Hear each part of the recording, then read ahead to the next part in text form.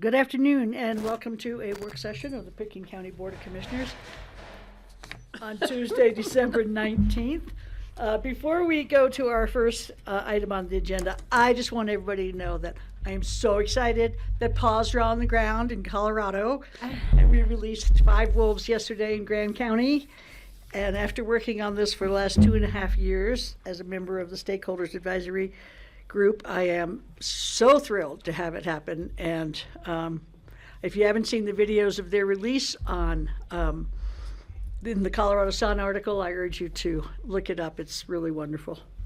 So I know there are some people who are opposed, but I am not. I believe in biodiversity and I'm thrilled. So, okay, we're going to start with Alex Siebold from Flight Tech Engineering discussing new approach and departure procedure at Aspen Airport. And Dan Bartholomew is going to introduce. What is that noise? Moving furniture or something?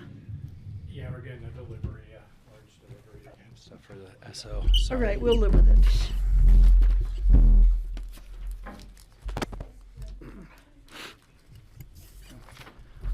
Good afternoon.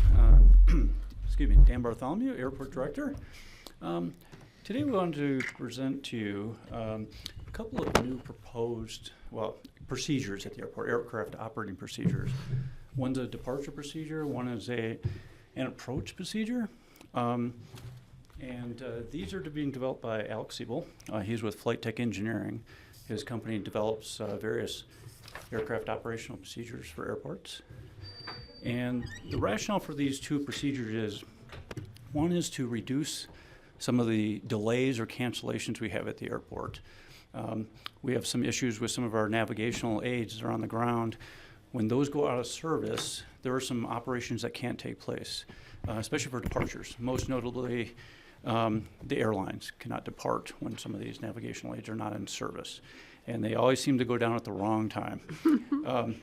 And he's also looking at proposed an approach procedure, not necessarily designed for the airlines, but it would allow aircraft coming in to have a more stabilized approach coming into the airport. But it would also allow them to get slightly lower minimums, and it would allow them to prepare for landing sooner than the existing approaches, instrument approach. So it makes it a little bit safer. Both of these are in line with some common ground recommendations, maximizing the safety of our airport and improving airline service and reliability. And in your packets, I believe you also have a letter from our safety task force as part of the Airport Advisory Board. Alec, last week, wasn't it, Alex, or the week before? Yeah, I think week before, time is flying. Losing track of time. Alec was asked to come in and present this to them to get their feedback and see if it aligned with their tasks to find improved instrument approach procedures to the facility here. So with that, you can see from the letter that they were behind the proposed departure procedures and arrival procedure. And Al can walk you through the specifics of those. But at the end of the day, what we're seeking from you is guidance from you to staff. ALEC requires, as part of the FAA approval process, is a letter of no objection from the facility towards the implementation of these procedures. And we wanted to bring them to you before we did such a thing. Okay. Okay, well, with that, Alex. Thank you, Dan. Good afternoon, Commissioners. I'm going to start the presentation here in just a second. Okay.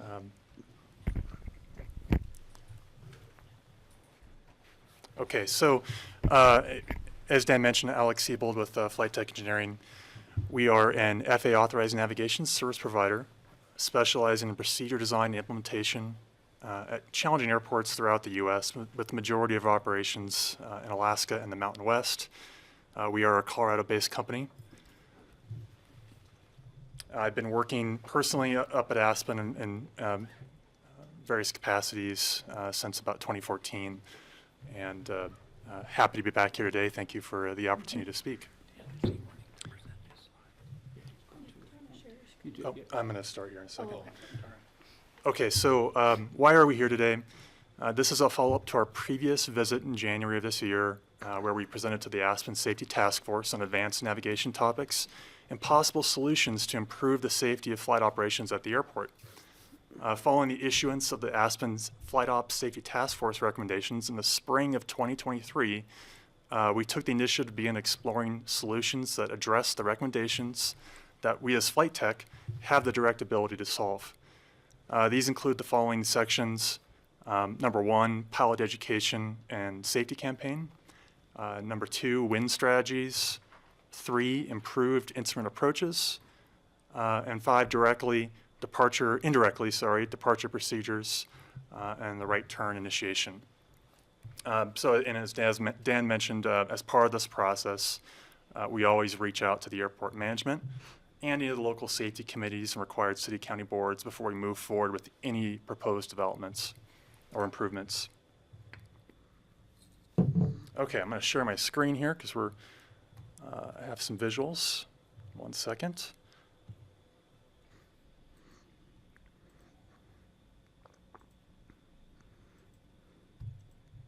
Okay. All right, that looks like it's coming through okay. Let me put this in presentation mode.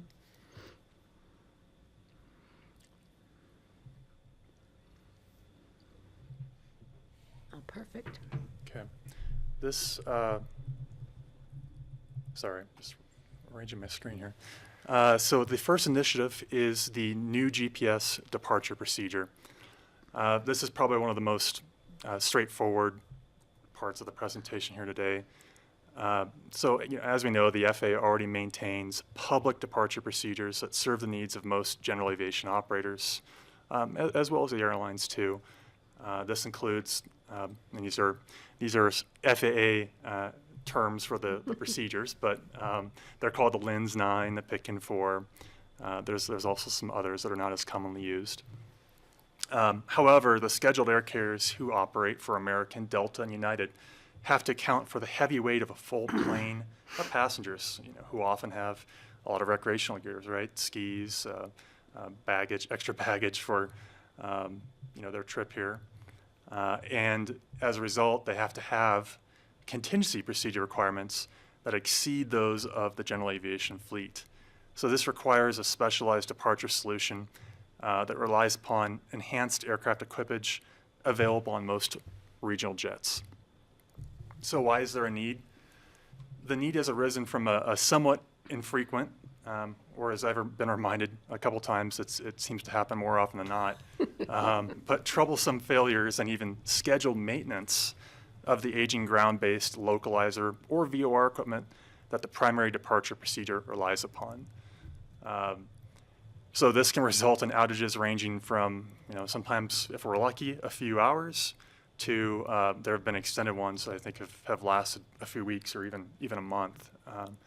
And so, and when weather is good and there is, blue skies, usually they can mitigate that and be able to depart visually. I'm speaking a lot to the airline travel here.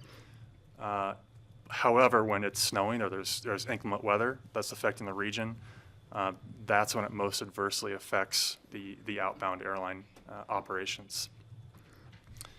So if you recall from earlier, the aircraft that are most affected by these outages are the regional jets that are carrying the traveling public. And combined with bad weather that prevent these visual departures, this can lead to major passenger disruptions and headaches for those who are using the Aspen Airport for scheduled airline service. Okay, just really quick, since I said a lot there. These are a couple of visuals of some of the navigational facilities that are that the procedures and the air carriers are relying upon. So on the left side of the screen, you've got the Red Table VOR, which is about 13 nautical miles north of Aspen. This is a radio directional aid that sits on top of the ridgeline that helps air carriers or operators navigate or get into the vicinity of the airport. And then another one is, and this is the one that really affects the departure procedures, is this PICN localizer directional aid, or LDA for short, in FAA acronym speak. And you guys are probably familiar with that, 4 nautical miles south of Aspen, sitting up on Ajax, up on the mountain, ski mountain there. And this is the one that is a really unique placement. There's not many of these that are sitting on a mountain standalone. So a really unique solution that was implemented a couple decades ago to help with solving the issue of weather delays at Aspen, utilizing the equipment that the aircraft of that era had on board. And this is the one, this LGA, which goes down and usually causes a lot of havoc at the airport for the traveling public. It's right at the top of Buckhorn and has a direct view of the airport. It also gets a lot of weather. Yeah, yep. And this is the one that goes down and you know, it can be from, you know, not only snow or debris that builds up on it, but also scheduled maintenance and older parts that have to be replaced.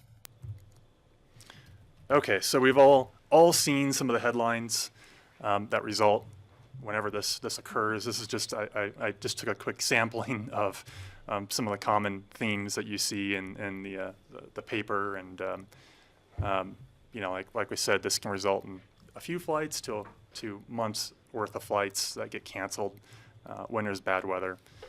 Here's just another page of similar news headlines. So this occurs fairly often. The last one just occurred, I believe, on I think it was a few days before Thanksgiving, on the 27th, and lasted through the 29th, and was caused by a system outage. And luckily, the weather, I think, wasn't too bad during that time period. So it may have only resulted in a few canceled flights, but still an interruption nonetheless.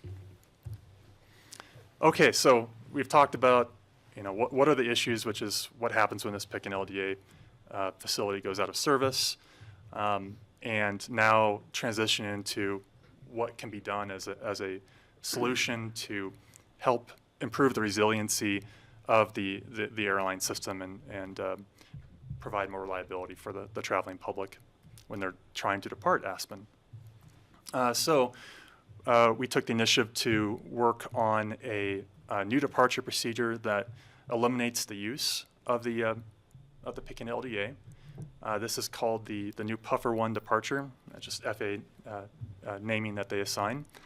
It's a GPS, a satellite-based departure procedure. It utilizes the latest technology of this era for regional airlines equipped with advanced navigation systems. It follows the same path as the existing Lens 9 departure. And, you know, there's, as I go on to say here in the slide deck, this is really limited by the terrain in the valley. There's really only one way you can depart out of Aspen just because of the mountainous terrain surrounding the area. So while it does follow the same path, that's just by design by the design of the natural terrain. So this is not intended to be the primary departure. The departure procedures that the FAA has in place still work fine when the pick and LDA is fine, and it gives them a little more flexibility to keep traffic flows up by using the existing departures. However, it is intended to serve as the primary when the pick and LDA goes out of service, and solely to prevent having to cancel airline flights and cause disruptions. It usually takes, from start to finish, you know, we're in the process now, about a year to implement. So it is a lengthy process to develop these procedures and make them available for the air carriers to use. So that is. Can I ask you a question yeah, right go there ahead. before you go on? Yeah. So is it all software implementation? I mean, there's no hardware involved in this, right? It's just. Yeah, that's a great question. It is. It utilizes the onboard equipment on the aircraft. So there's no equipment that has to be installed. There's no funding needed for the airport to make this work. It just works on its own using the technology already on the aircraft. Why isn't it used all the time then? This is, Good question. yeah. So there, without going down too far down the technical aspects of it, there are GPS departure procedures here in Aspen, but the the performance requirements to use them are so high that when you have a passenger regional airliner that's heavily loaded, full of people and bags and ski gear, they can't meet that climb gradient. So we have to build a specialized solution for the air carriers that allows them to operate using tighter tolerances. The air carriers have higher performance equipment usually in their airplanes, and so they can navigate using this new departure procedure, which has tighter tolerances and allows all the passengers to board and not have to leave anyone behind. So it's not preferable, but it's useful when it's needed. When it's needed. Okay, thank as you. opposed to canceling and Okay. busing. Yeah, thank you. So that's the departure presentation and overview of the departure. Fairly straightforward there.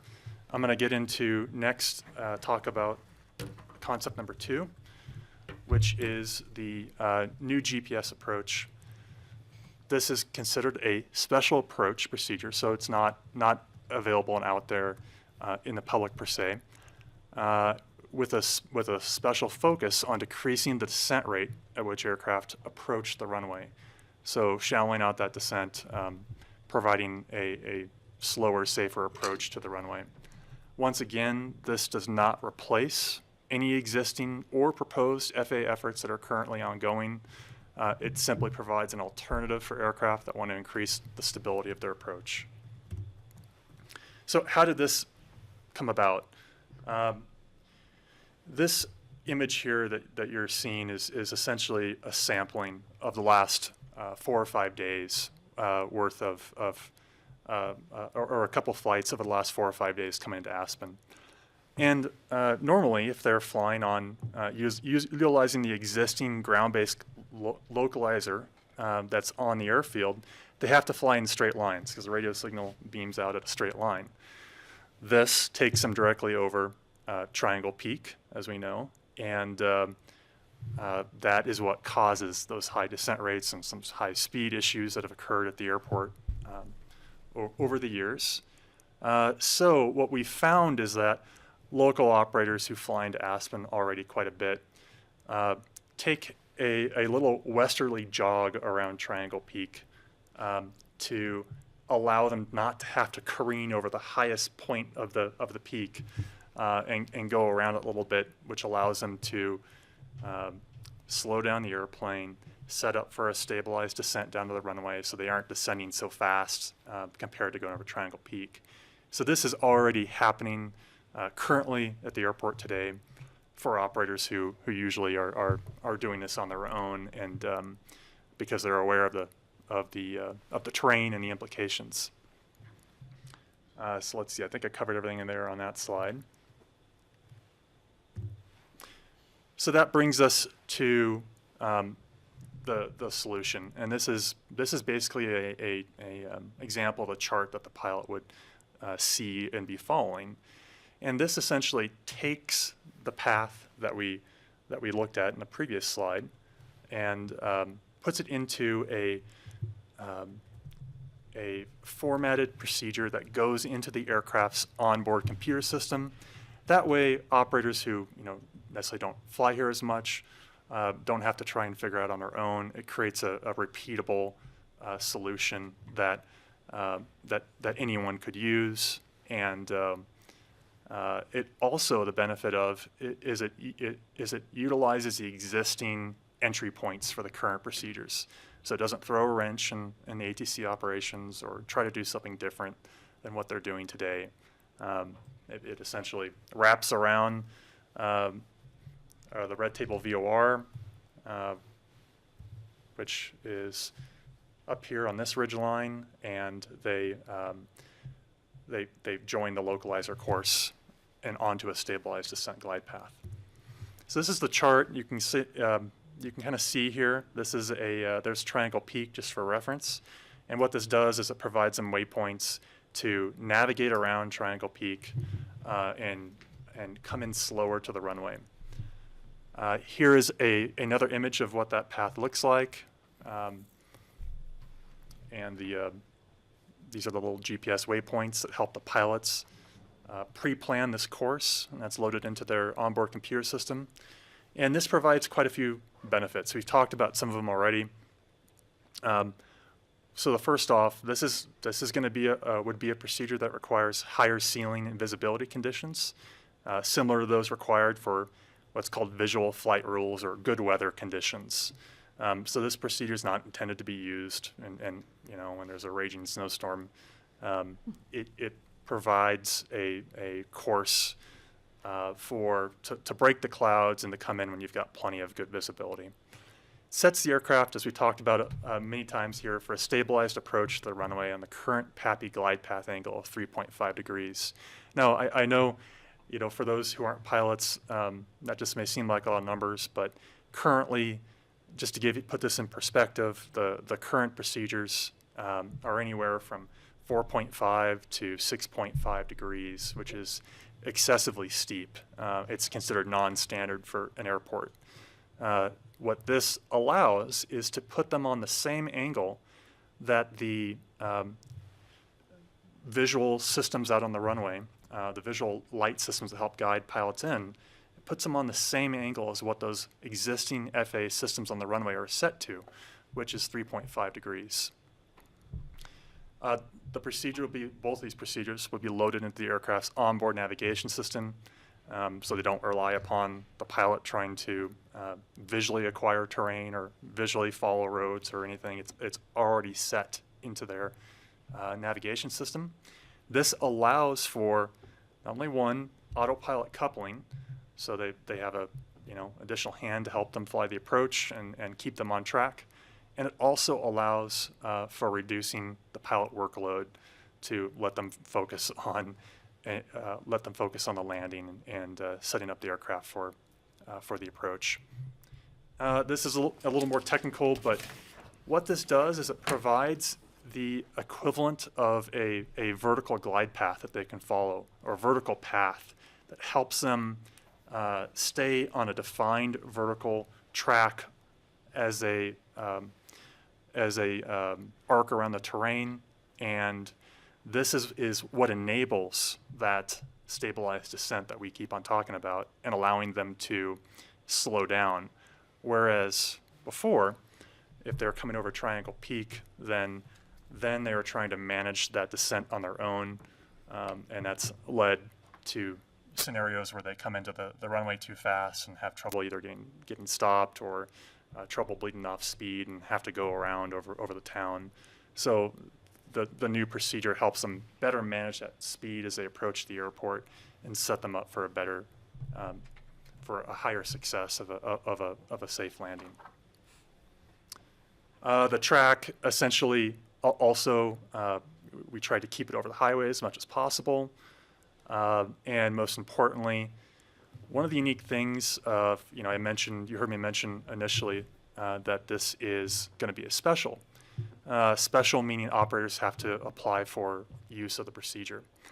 And as a special, that allows us to require specific Aspen Airport familiarization and procedure training routine. We work at a lot of airports, and we do this at all of the mountain airports that we work at. Aspen is unique because it has so many procedures that if they're developed publicly by the FAA, there's no training requirements. But as specials, we can couple that with the additional training, which also helps in setting up the pilot for success if they're going to operate at Aspen. Is it like a simulation kind of training, or? It's a ground-based training. Ground-based training that has, it's two-part. It has not only a computer-based training program routine that they go through, with lots of pictures and slide deck presentations. And then it also has quick reference guides that we produce, so plates and pilot speak that the pilot can put on their iPad, for example, that they use in the airplane, or onboard computer systems, and provides them an additional quick reference guide if they want to refresh themselves before they fly in on Aspen specifics, and covers topics from airport familiarization, and digging down into wind shear advisories. This is one of the safety task force items, noise abatement, procedure specifics and terrain considerations. So it's very in-depth. And these are trainings that they don't have to get to come here if it's a change that the FAA initiated. Correct. Yep. There's nothing required. I know, that's why. Yeah. So, and this is a unique, it provides a unique opportunity to provide that as a special. As the FAA can't limit or force operators to train on a public use airport. So So this would apply to GA? it would apply to any operator who wants to use it. That whether wanted to it's- use this yep. procedure would have to do this training, which is something that we found as a obstacle if we wanted to encourage GA pilots to have special training. So this opens up that opportunity. Correct. They would have to go through it and prove that they went through it before they are actually used or We have allowed to to use tell them what a procedure. great procedure this is and how they all need to do it, right? Yep.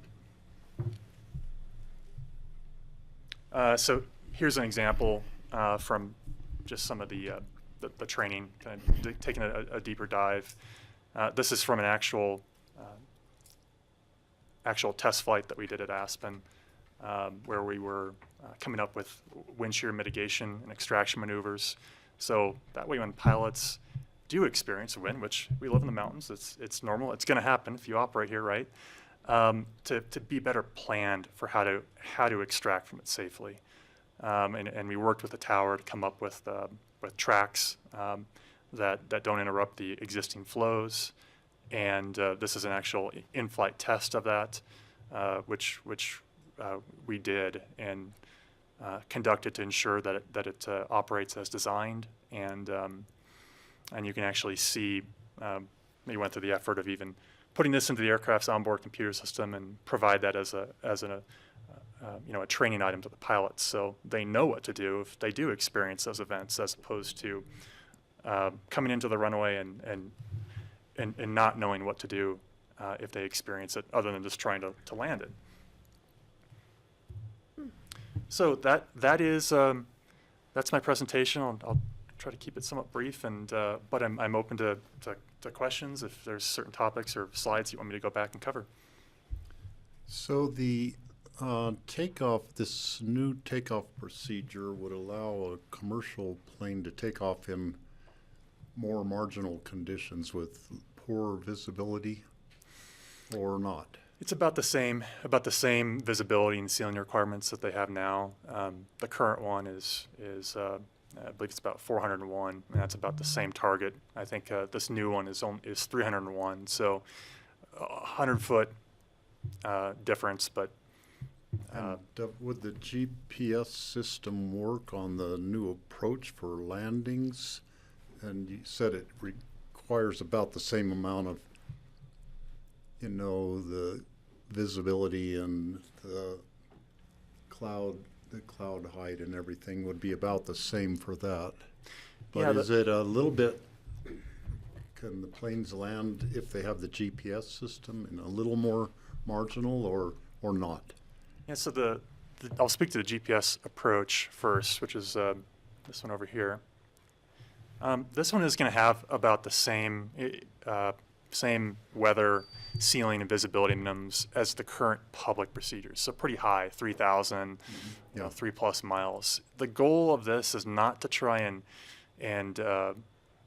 increase the ability for pilots to operate in bad weather.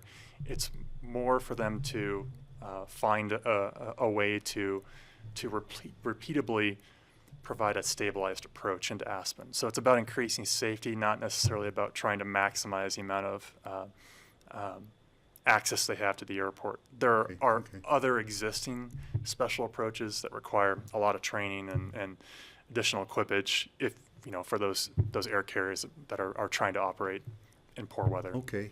And then on the approaches, if they're doing a more stable and a lower angle, I presume it's going to be quieter for the residents down on the ground because they're not having to keep increasing their throttle at various points. So That's a good point, is that Zach. a good? That goes back to the benefits where we talked about that vertical advisory path So with the current procedures now, you're spot on. It's what's called a step-down approach. So they step down, level off, apply power, because now they've leveled off and need to add power. Then they descend again, pull back power, step down, level off, apply power. This allows them to fly, set up the aircraft for just a constant descent. So they set one power angle, so you don't get the revving of the engines that occur that you would on a traditional step-down approach. And this is the benefit of using that new technology that's becoming more widely available today. Mm-hmm. So did the plane use a lot less fuel in that case also? Or a measurable amount less fuel on the approach? It's certainly possible. Yeah. It's certainly It's possible. sort of like cars approaching a stoplight. If they're from California, they go really fast and then they slam Right. on their brakes. Wait a minute. Oh, sorry, Patty, I forgot you were from California. We just go through the From stop the East sign. Coast, you'd blame Massachusetts. We don't stop. You know, another thing too is prevents it prevents aircraft that so for the departure procedure that are going out to the runway, sitting idling, waiting to see if they can get a window for the weather to open up. It does provide it prevents diversions and go-arounds. So usually whenever we implement these things, where we hear the big reductions in fuel use are from the lack of holding out over the mountains or having to divert to another airport and having to come back. And that's where we usually hear the biggest gains in terms of fuel use and Mm-hmm. limiting noise from holding as Well, well. also eliminates emissions, Yeah, which exactly. are two of our noise, emissions, safety, so we're kind of capturing all three of those bullet points. And I have one more question. The problem up on Ajax, Aspen Mountain, sounds like something that our crew from the county have been really good at doing towers and equipment on our, for our wireless broadband and our telecommunications equipment. Maybe they're not allowed to work on an FAA tower, but I bet you anything they could fix that because they have done such an awesome job on this other. Is there any way we could have them hired to consult with work on the FAA tower? Tech ops. Yeah, Tech Ops is the only one that's allowed to work on it. And when it does go down, we end up having to bring them in from Grand Junction, typically, or Denver. So it makes, for time-wise, for a fix, it's a long lag time. They did some work up there this summer, some significant work. I saw the crews up there. They were going around and doing, I don't know, they were putting in backup systems or something at the top of Aspen Would Mountain. have been a generator. possibly. Yeah, I think they were putting in new. And they were enjoying the view plane from up there. They were not having a bad day. No, nice office to be in. And I'm sorry, is that what is the LDA It's going this- down what causes the need for a different, Departure? yeah. Yeah, so when the current departure procedure that the air carriers use is the Lens 9, and that procedure, the way it's written by the FAA, requires that pick-in LDA to be in service and usable. So you can't use an overlay.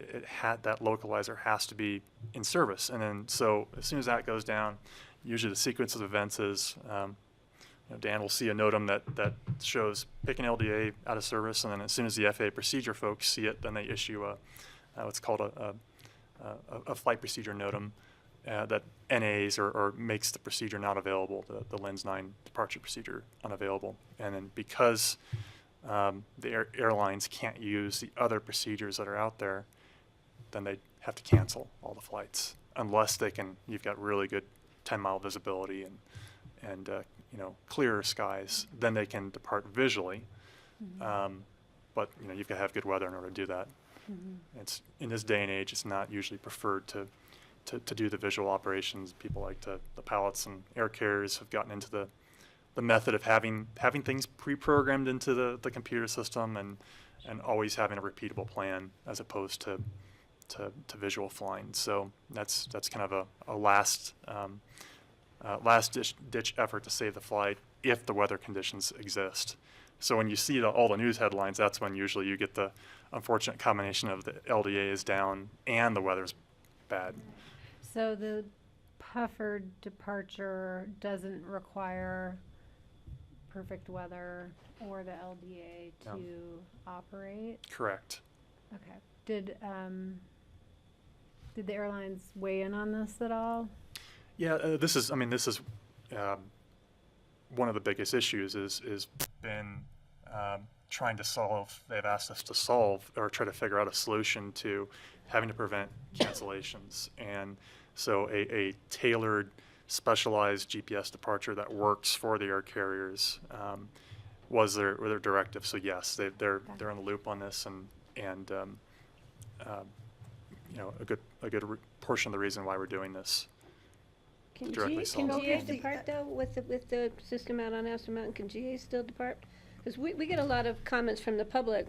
Well, how come the GA's getting to come and go, and and they think it's because we're manipulating the system for GA priorities, but it's because they're allowed because they are non-public. It's usually the. Go ahead. Okay, so that's a common question that comes up, and so the answer is usually the general aviation can still depart because they're not carrying 76 The payload. the payload and a baggage compartment full of gear, so they're usually a lot lighter, and so they can handle the increased climb gradients of some of the other procedures that exist. So, and that's something that the airlines can't. So yeah, the GA most likely still will be able to depart when the picking And LDA is out of to service. double the problem, when we can't get commercial out, we can't get commercial in because of space and because we don't have a plane. Sometimes we can't. Yep. And we need the planes here to get the planes out. So, okay, thank you. So if the FAA is the one who says that the flights have to be canceled, does this have to be approved by the FAA? This procedure goes through a full FAA approval process, and it's usually the the air carriers that are the FAA is not telling the air carriers to cancel their flights, but they, per their own policies and following their own FAA guidance, they have to cancel them. Oh, I see. So it's Okay. Thank you. Yeah. So, go ahead, Steve. Well, I see you were asking for a letter of no objection, which Dan has already written it.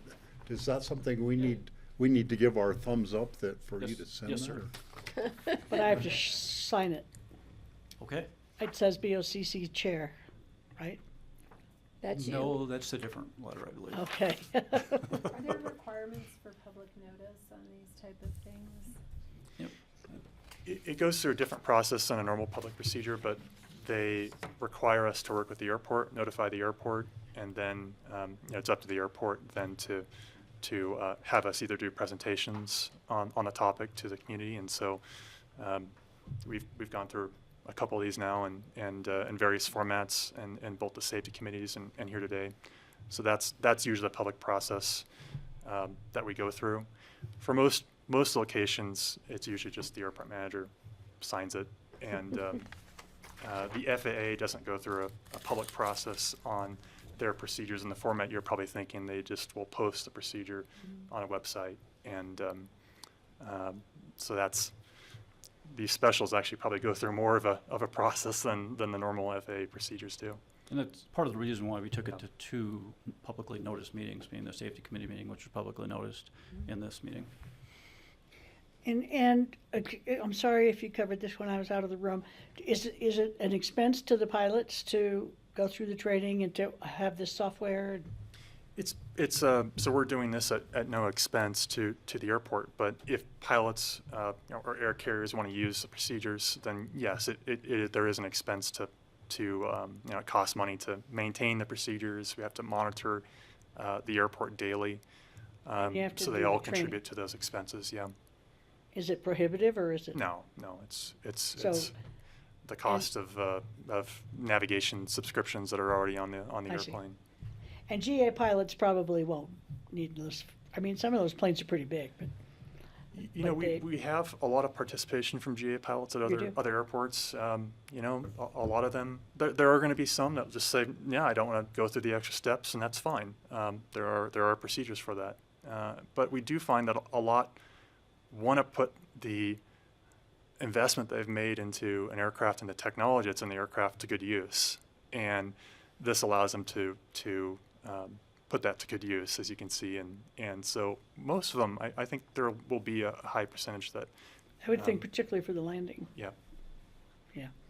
Okay, thank you. Do we have any other questions? Yeah, Steve? Well, the most burning question was, what does the acronym PUFFER stand for? I don't see it written. So this is actually historically, Puffer was the arrival route into Denver, and it was called a STAR, a standard arrival route, and serviced Denver and the surrounding airports. And the FAA retired that procedure, and so when we asked for a new waypoint name for the procedure, they gave us the retired Denver STAR, and that's where it comes from. So Interesting. yeah. Well, I was thinking of the Puffer Belly Station and the railroad station in Grand Junction. That's what came to mind. Yeah, I was, I was thinking about down jackets.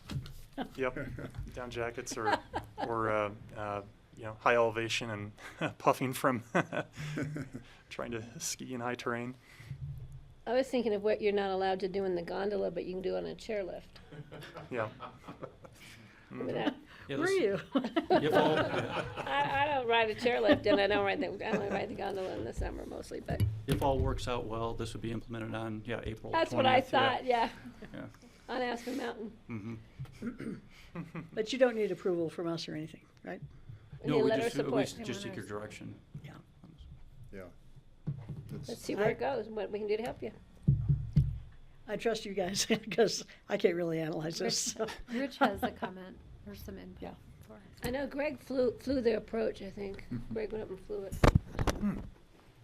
One thing I just want to make sure that we understand, Alec, is that at the AAB, on the arrivals, it does shift the noise, right? I mean, it comes over in a different path, and I don't want you guys to be caught off guard if you get some complaints about that. It is less noisier, for sure, but it does, because it's been asked, so this kind of shifts the noise one way or the other, correct? And that The is other a side. yes, it does. So I just didn't want you guys to get caught off guard with some complaints that may come in based on this. But again, I think Alex fully aware of that, and this community is always sensitive to that. So just wanted to make sure that we're getting that on the We table. anticipate it shifts noise like into Snowmass Canyon. Shifts the noise over Aspen Village. It's west of the highway, more sound west of the highway, right? So here's an example, and I just pointing out, I think that's a great observation, and it certainly does shift the flight tracks compared to the existing localizer. However, this is just a sampling the last couple days, and we're not creating a route that isn't already being flown today. So this is commonly used today, and then the departure procedures are also following the same route out to the west of Triangle Peak, which are operating at a much higher thrust level on departure. So I would suspect that people are going to notice, you know, the existing departures that are departing out of there more so than the aircraft that's coming down on that stabilized descent path at low power. And that would be less common. That'd be less common too, yeah, than departures. Yeah. Yeah, much less common. And this doesn't replace all of the operations. I mean, this is just this is a special, so it takes more, it requires training to go through, and so there's less folks that are using that. So I suspect that the people who are already flying this today, as we can see by these tracks, are the ones who are going to continue flying the new procedure. Yeah. And this is, the landing is quieter because it's a more gradual descent, so it's not like the stair step where you Correct. have to, The step downs, yep, where it's with a lot of louder. power changes. Yeah. And correct me if I'm wrong, Alec, on the departure procedure, just to set expectations, the current CRJ 700 cannot use the departure procedure that you developed. It does not have the avionics, it's not new Yeah, enough. that's right. So I Yep. just want to make, Currently, they don't. They are exploring different avionics changes, and newer regional jets also have the ability to use it out of the box. 175, Yeah. things like that. So Right. the CRJ7, so you're saying there is the opportunity to possibly retrofit? Yep, the opportunity exists to retrofit the existing ones, and then newer regional jets already have the capability coming out of the factory. And just for the public, the Safety Task Force is aligned with this, right? Yes, ma'am, 100%. Okay, thank you. Just want that on the record. Thank you. Okay, I think we have everything we need, and I think we're probably all thumbs up, but like I say, I'm deferring to you. So, like, Okay. it looks reasonable to me, but I'm not a pilot. Okay, well, in that case, we'll go ahead and get Alec the letter he needs, and we'll move Okay, from there. great. Okay, thank you very Thank you, much. Dan. Appreciate your time. Thank you. Thank you.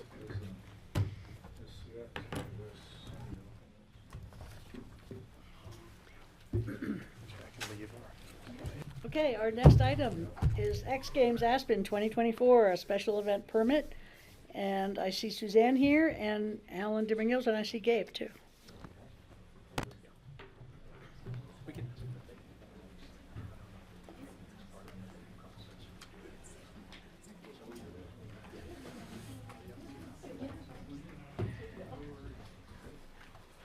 Hey, Alex, question.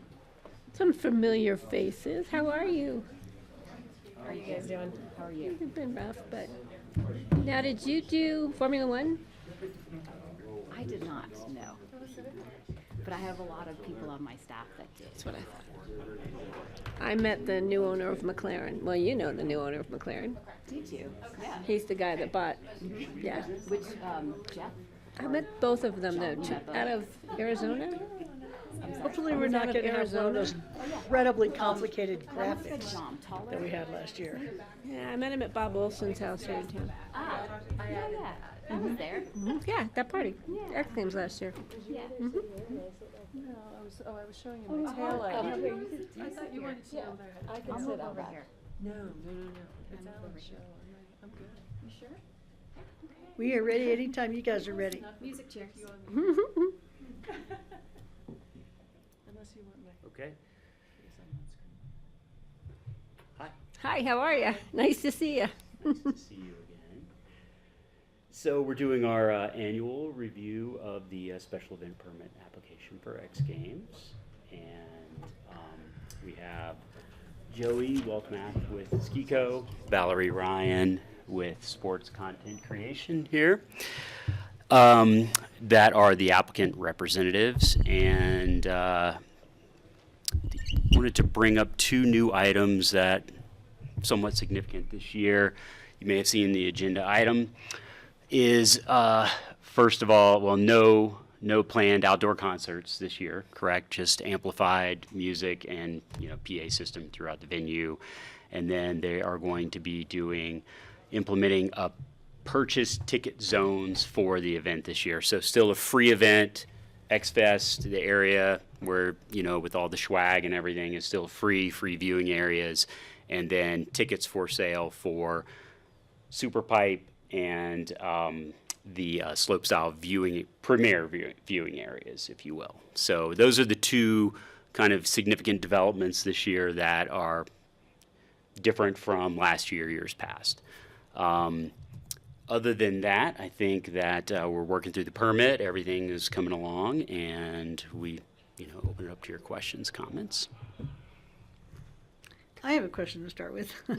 I'm a little worried about the public's reaction to the Aspen Premier sectioned off place where it puts all the rest of the observers further away. So is that just a money generator, or what is the reasoning behind that? I can answer that. Hello, nice to see all of you Hi, guys Valerie. again. Hi. It's kind of a combination. I mean, driving revenue is always a key factor when you're planning an event, but we also looked at commentary from our fans and the ability to actually get to the front without having to wait in a line and risk not even being able to get up into the viewing corrals, because if we hit capacity at certain times, they won't even be able to get into the corral. So this ticketed area allows fans to actually purchase their spot and guarantee that they'll be able to get up to that up close area. I will say that about 80%, almost 80% of the competitions are still free, and there is still a lot of viewing behind this small X Games Corral viewing section that we are charging tickets for. But I do think that it's going to help the fans have a better guaranteed time. If they leave the line, or if they leave their the corral area and they have to go to the bathroom, and now the corrals are closed off because we've hit capacity, they don't have to worry about not being able to get back into that section, and that has always been a concern. I see. What kind of prices are those tickets? Great question. They start at $30 for during the day, and they go to $45 for evening, and then with Super Pipe it goes to $70. And then And is that just around the half pipe area that is occurring? Or? It's around the base of all of the viewing corrals. So we have 2 competition courses this year. So where all of the competitions are going to happen, you have the Super Pipe, and then to the left of the Super Pipe we have slope style, big air, and knuckle huck. And so right at the base of each of those competition zones will be the corral areas for the ticketed guests.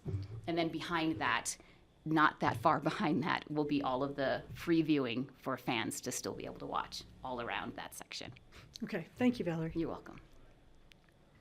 Okay. Sorry to come in late. I missed the start. I had to take a phone call. You didn't miss me. I have to say, this just rubs me wrong to be charging people. This is such an event that is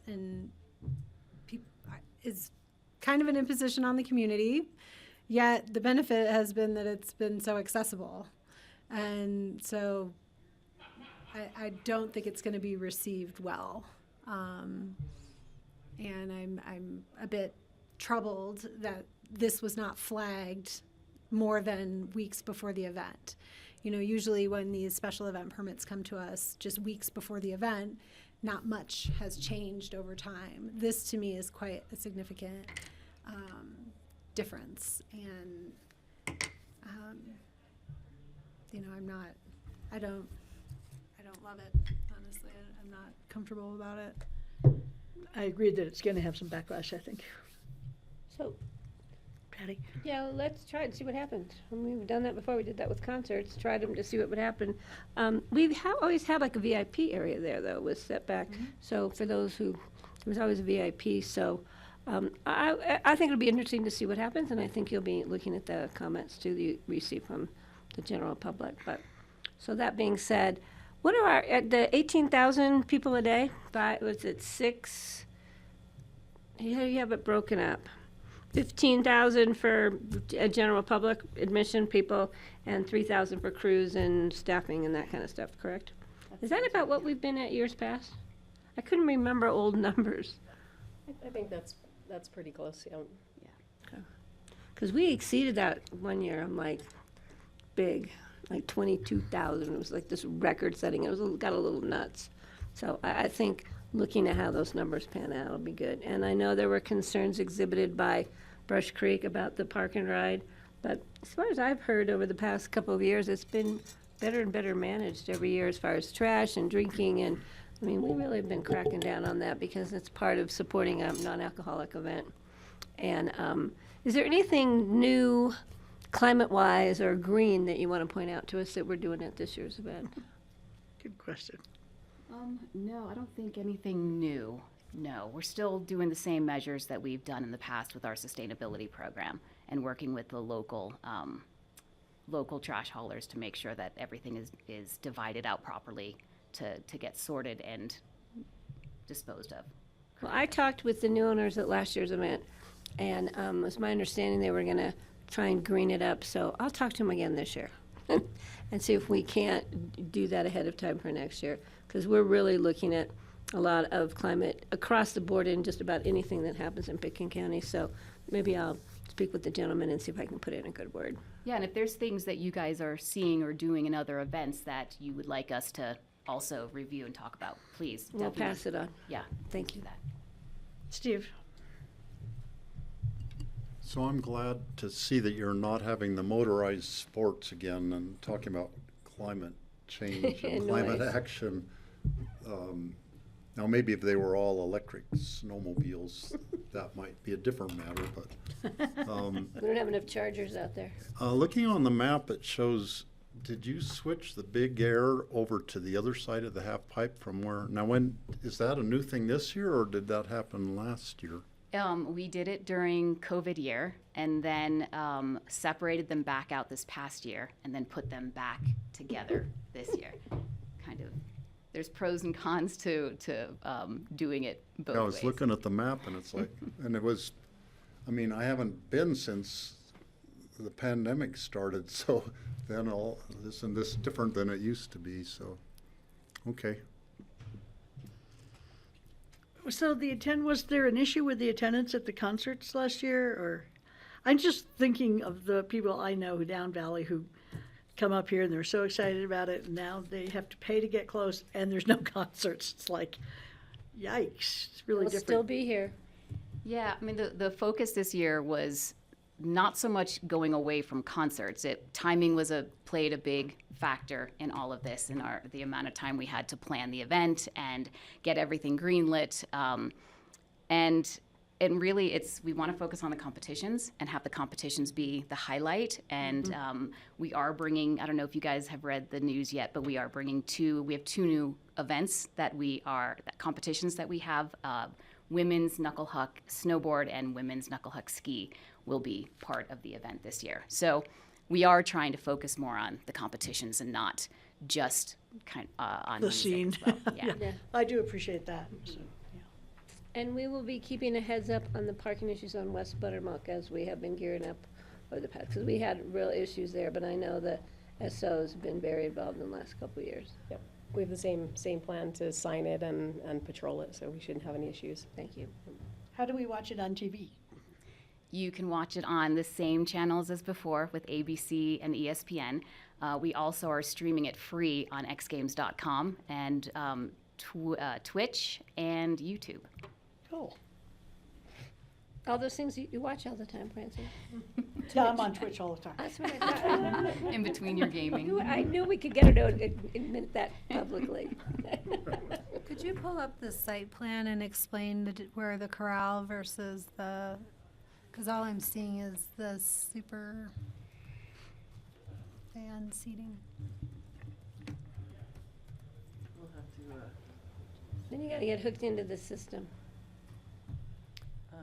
maybe since this is, Abby, if I just get into the packet here, Yeah. can we pull something out of the packet? Okay. Sorry, I was typing. I wanna talk to you before you leave.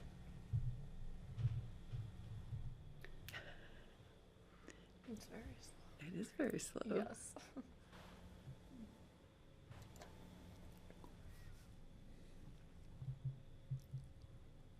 You're talking about the packet just posted, right? Yeah, so just on today's agenda.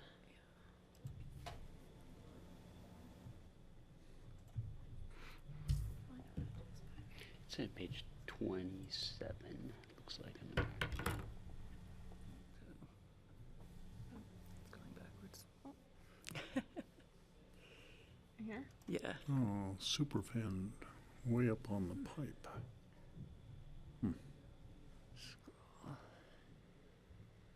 Keep going. Let's see which attachment is it? Oh, the site plan, attachment B. Share that. Let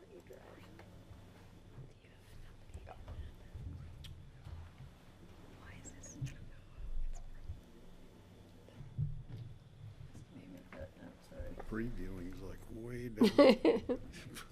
Get your binoculars. Press the plus. No, they're all over in the middle of place up screen. on the mountain. Should make it a little bigger. Yep.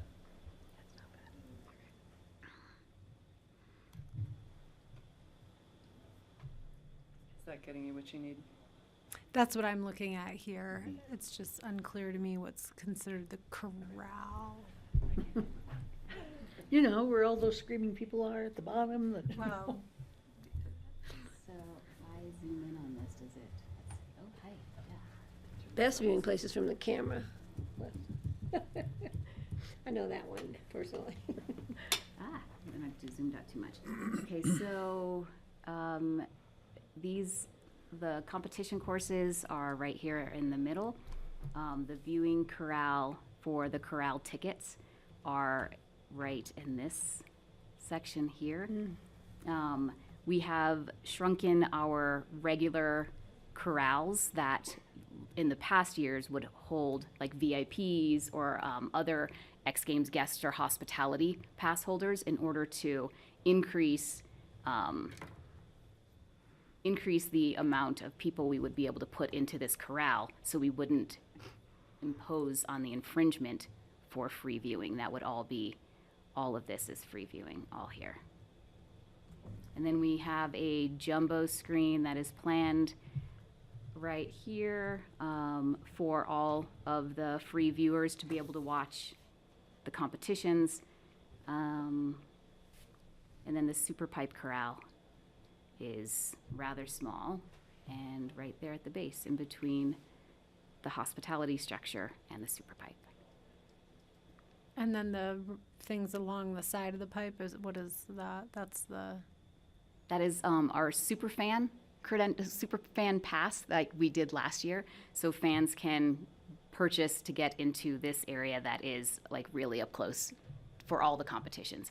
And this year for that, the good thing about the competition courses, the way they're laid out, is this super fan who is accessing this, this deck will be able to not only watch pipe, but they'll see all of the competitions on the other side as well.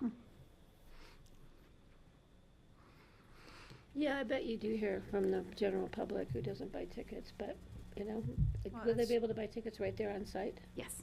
I mean, it's quite expensive to go to Friday night super pipe for a family of 4 is $260. We do have local discount for That is quite a 15% off that we're going to be, that's being promoted right now.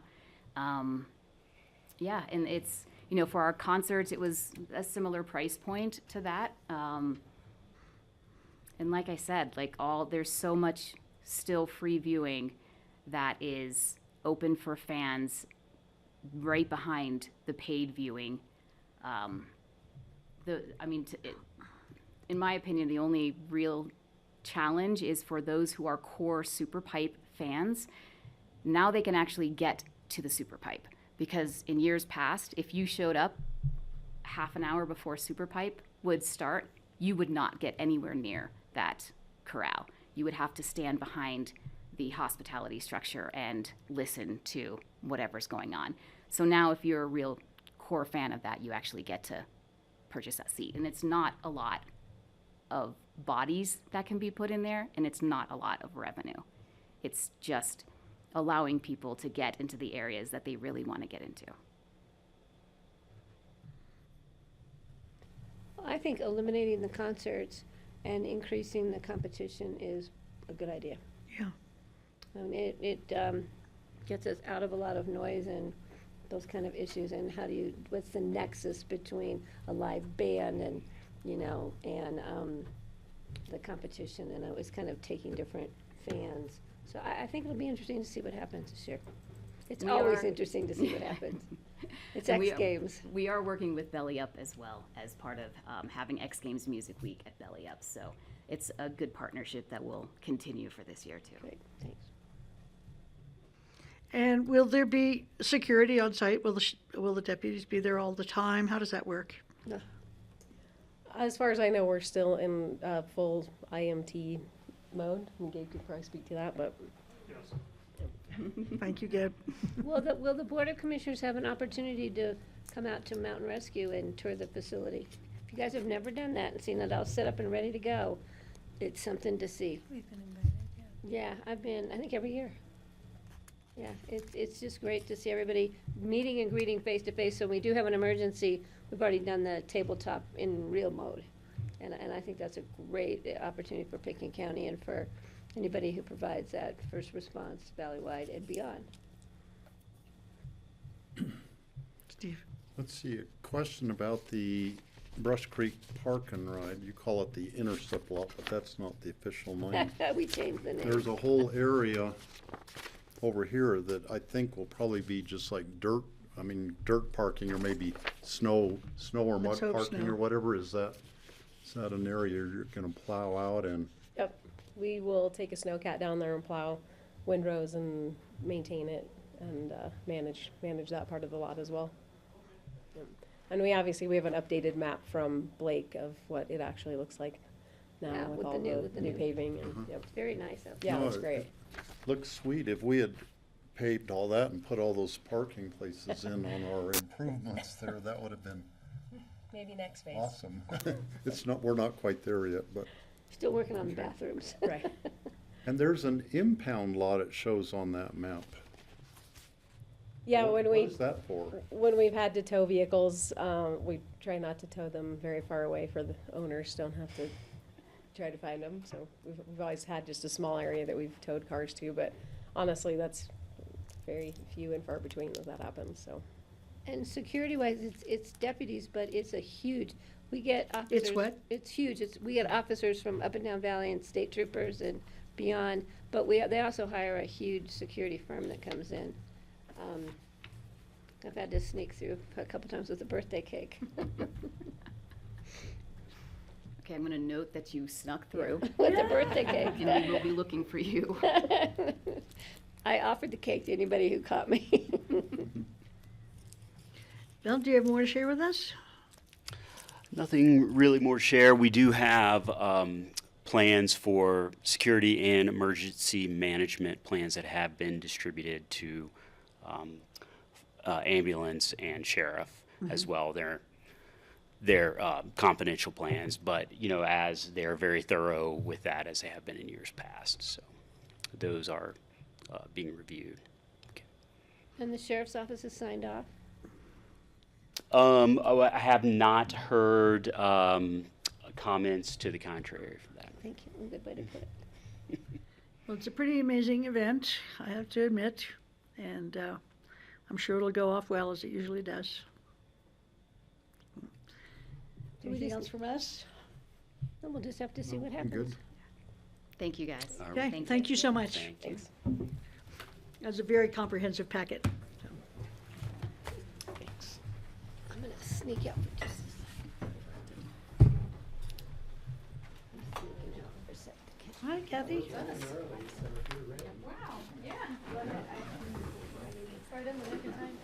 You got here right on time. So the next item on our agenda is the landfill construction and demolition rates, and then Kathy just walked in the door.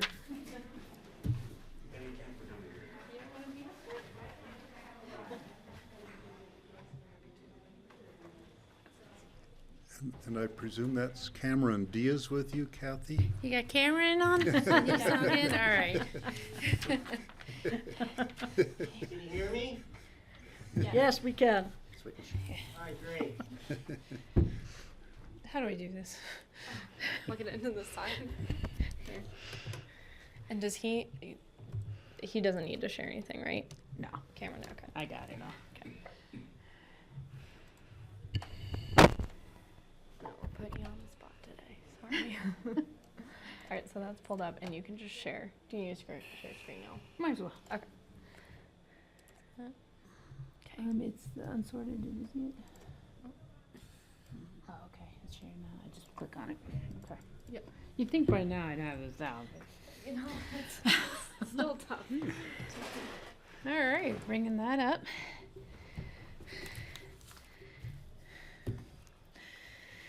Okay.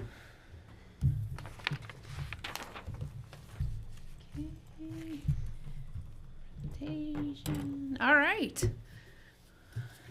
Oh, too far. Oh, too far. Did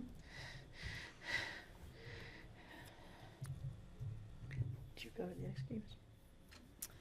I have gone, yeah. So I have talked to people at the state level, Kathy, about Need a charging South cord? Canyon being a utility. You know what? Oh, have you? I probably That's what they're will need calling to it, so they can Oh, wait, charge did I put it in customers. here? I talked to Liz Morrow. I have some info for you. Okay, well, if we're ready. This is the most quickest I've gotten ready. Getting good at it. Hi, I'm Kathy Hall. I'm the solid waste manager. I'm Brian Pettit, the Public Works Director. And we have Cameron here online. You want to introduce yourself, Cameron? Yeah, Cameron Garcia. I'm the solid waste analyst for Pickens County. Okay. So we are here today to talk about the unsorted load fees. And we were asked on October 24th when we're here presenting the Solid Waste Center budget to come back and just give an analysis of this unsorted fee. So that's why we're here today.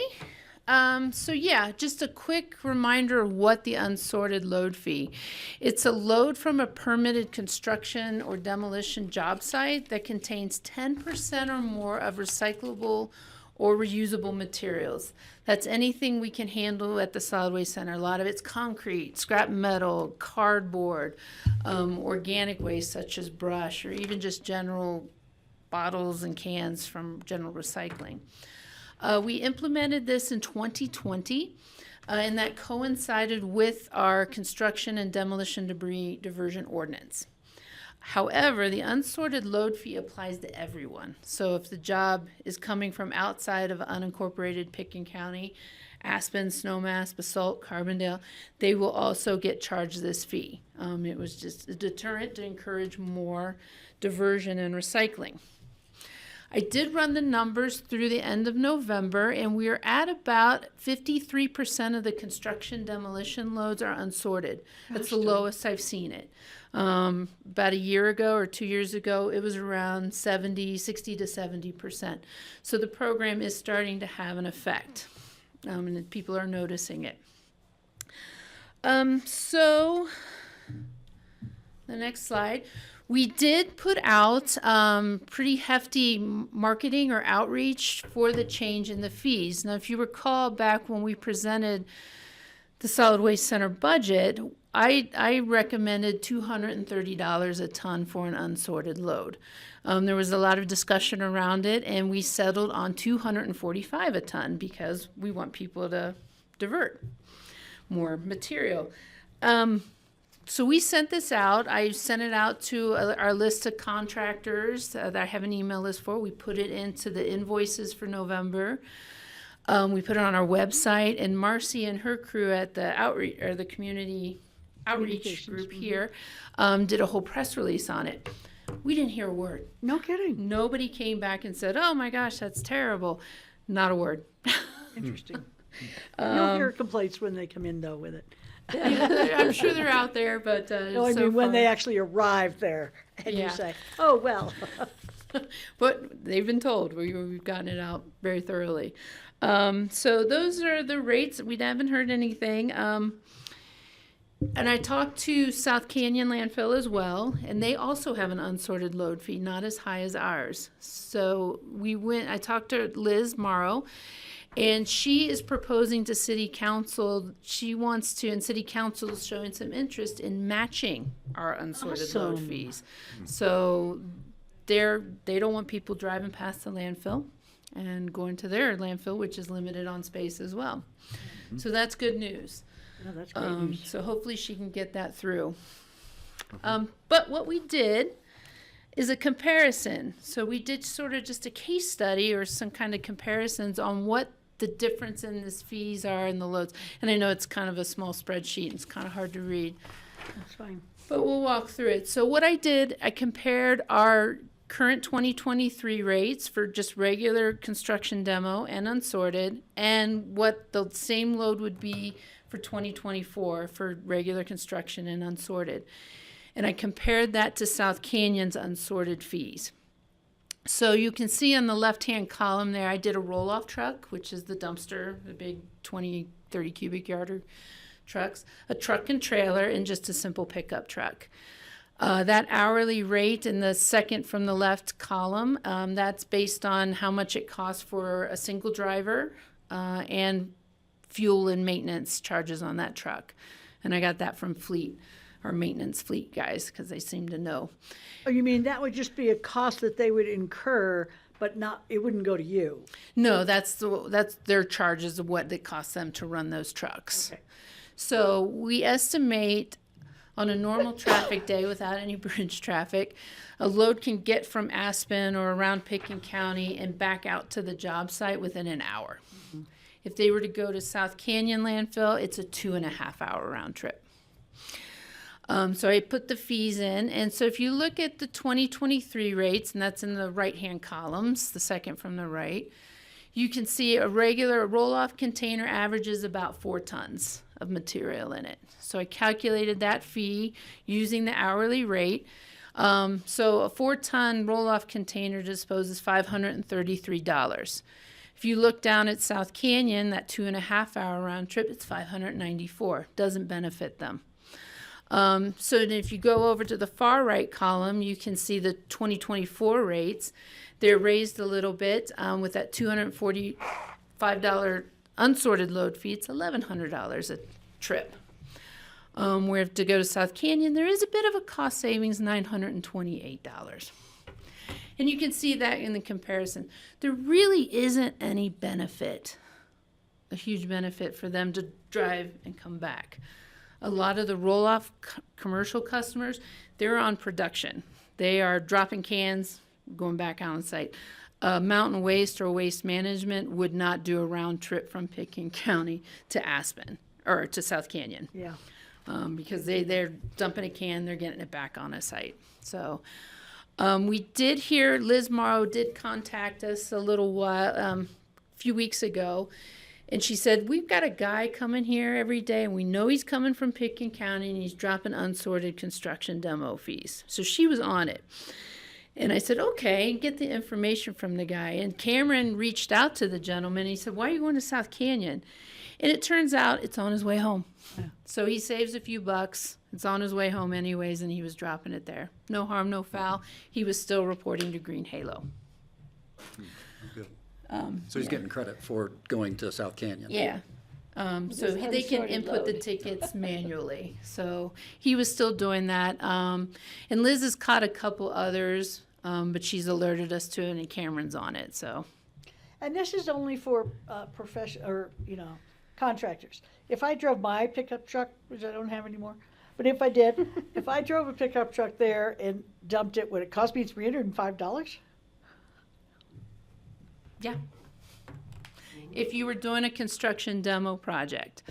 So yeah, people that pay credit cards or cash, a lot of that, we have so many new contractors in town, they haven't set up accounts. They still get that fee. And it is, again, it's only for construction demo projects that would be permitted. You can tell usually, like if you cleaned out your garage, we wouldn't charge you that fee. Okay, that's what I meant. So it's okay. only if you're doing a project at your house. Right, because you would have had to have a permit and Right. put in a deposit and all that stuff. If you're in Green Hill. If you had a real Yeah. permitted Right. demo. Yeah, okay, I get it. So we're under the impression that there really isn't a benefit. We're not seeing a lot of people drive by. And I think the $245 rate is perfectly reasonable, and it isn't going to cause people to bypass us. Right. It's a market-driven rate, and you've proven that. Yeah.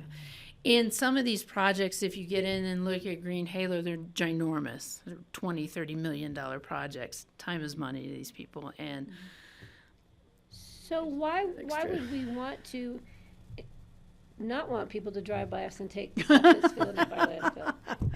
I'd wave at them on the way by.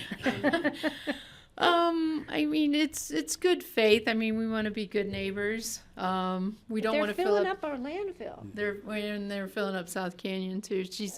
South Canyon's got right now 6 months of airspace left. 6 months? Yeah, they're under permit to get the expansion approved, but they're in a holding pattern. So Nobody 6 is diverting as good as we are. No, we need the We're state. helping the earth. I'm not happy with what they're doing in Glenwood, so. Anyway, we're going to be so big soon, it'll be fine. Yeah. And plus, it's just additional truck traffic and If everything. you don't have on your the pickup roads. truck, I'm not worried about it anymore. But thank you for the spell check correction, because I was wondering what a puck-up truck was. I really need to wear my glasses more when I'm doing these things, and I was gonna call you, but I caught it. I I didn't caught have the it when heart. I did this. I was like, oh. So yeah. Questions? So we are being we're just keeping the sorting fees, the tipping fees at 107 a ton and 245, right? Yep, Moving into 2024. yep, I recommend that. So even if they bring their load sorted, they still have to go to different places to drop off the sorted things. Can they still do it in an hour? Usually, it's rare you see a split load. And if they do, they're like, I got the metal on top, I'm just gonna swing by the metal pile, shove it off, and then go to the trash. Okay. Or they bring out a whole load of X, a whole load of Y. Yeah. Maybe if They they're don't really have to usually organized. go to a lot of places. It's one or two usually. Okay. So I'd be curious if you want to note this period of time. You know, we're finalizing the reduction in our maximum house size tomorrow. Oh. So in a 5-year period, it might be interesting to look at how total volumes are affected. And that'll be interesting metrics. Mhm. Sure. Yes, Because Steve? right now, I mean, you can talk to Cameron. The Green Halo, for some reason, all these permits have just broken loose, and it is just rolling right now. So everybody's cramming to get stuff done before we do anything. So changes. this isn't talking about the construction, but my last trip to take our recycling and our single stream and all that, I had some stuff I had to pay with the coupon for, but it was so convenient that I just did a loop where I dropped off the metal. I had some scrap metal to put in. I'd loaded the car, so that came out first, and then I went around and did the single stream stuff, and then went into the Murph building, and everything else went into there. But And then you it went was so- shopping at the Mercantile. It was so convenient the way compared to what it used to be, because you know, if you had textiles, you had to go to the one trailer, and then you had to take the batteries Yeah. over somewhere else, and it is really, it's like streamlined the way you have it now. Right now, I yeah, commend you on public that. drop off, yeah, it is. It's all Yeah, condensed right in very that area. convenient. Yeah. Yeah, I've been there with my son Rio. It's incredible the way he knows his way around there. He just pulls in, gets the weight, goes over here, dumps this, goes over there. I mean, it's amazing to me. Well, then I Great place. went down with some stuff for Natalie. Said, like, I can't just throw this in the metal recycling. This is like antique stuff. So took it to Natalie, and she said, well, yeah, I can take this and this, but not this other one. Oh, So- good. Yeah, she's a little harder than me. You want me down there, so. Yeah, no, it's really flowing well. The working face now is in a new location. It's back up into the old spot up the hill, so we have people, we tell them that, and then they not listen and go other places, so. Well, I went and I bagged my own, I brought my own shovel the second time, bagged my own gravel. Oh, good. And the staff out there was amazed that I came back twice to fill up my little Subaru with the bags of gravel. And they were very impressed. I couldn't move the next day from loading gravel in and out of my car. It's good I could use the time. Francie, can I ask Cameron a question? I just, since Cameron's new and he has experience outside Pickens County, I wonder if, you know, if he has anything to tell the board about his experience with C&D and what his impressions of the program are. Good idea. Yeah, I would gladly, you know, spending 16 years in Mesa County in their solid waste division. C&D is a real complex, you know, management at a landfill. There's a lot of processes that need to be involved, and Pickens County, I believe, is kind of leading the way with their aggregate processing and how they handle all these different types of material that fall under this category of C&D. Actually, I'm going to be giving a presentation in next year to SWANA, which is our trade organization, to discuss how unique and how effective the C&D program is in Pickens County, with the collaboration between multiple county departments. That's really unique.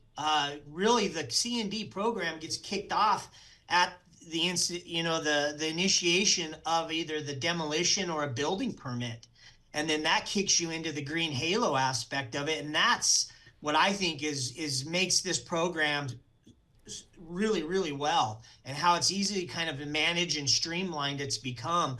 I really kind of see myself now as just to work with the contractors, because I do have that background, a construction background, and my goal is to try to reduce that 10%, or try to get that 53% of the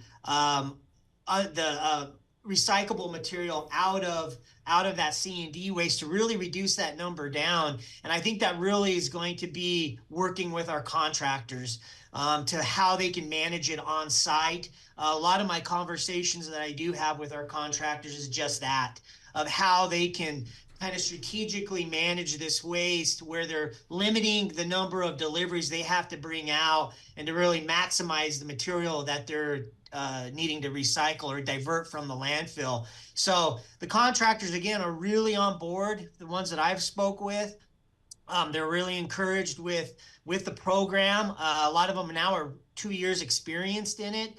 And I've learned a lot from them initially also, as I kind of going into my next 6 months with Pickens County here. Hopefully that answered your question there. Thank you. Thanks, Cameron.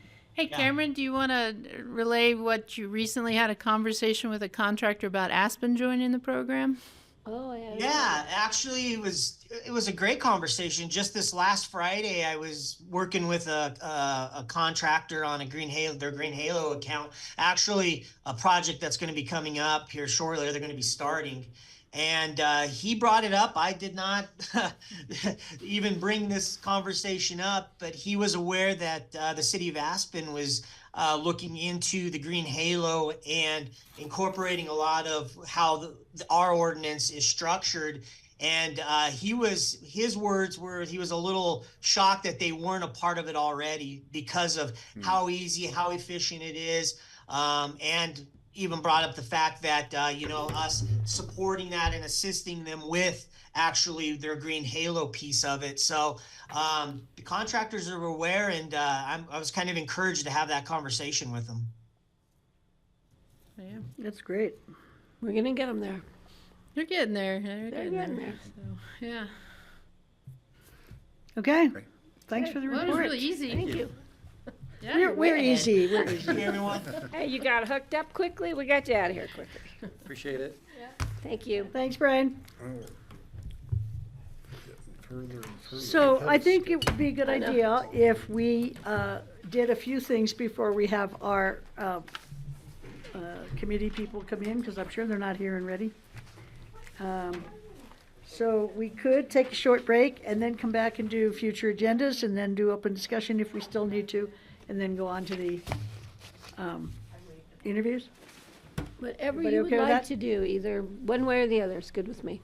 Okay, let's take a 10-minute break, come back at 13 minutes, come back at 2:40, and do future agendas. And the discussion of next year's appointments and stuff, I think maybe we should wait for Greg to be here before we have that discussion. I don't really want to have it without him. No, I he's don't not think so. coming back.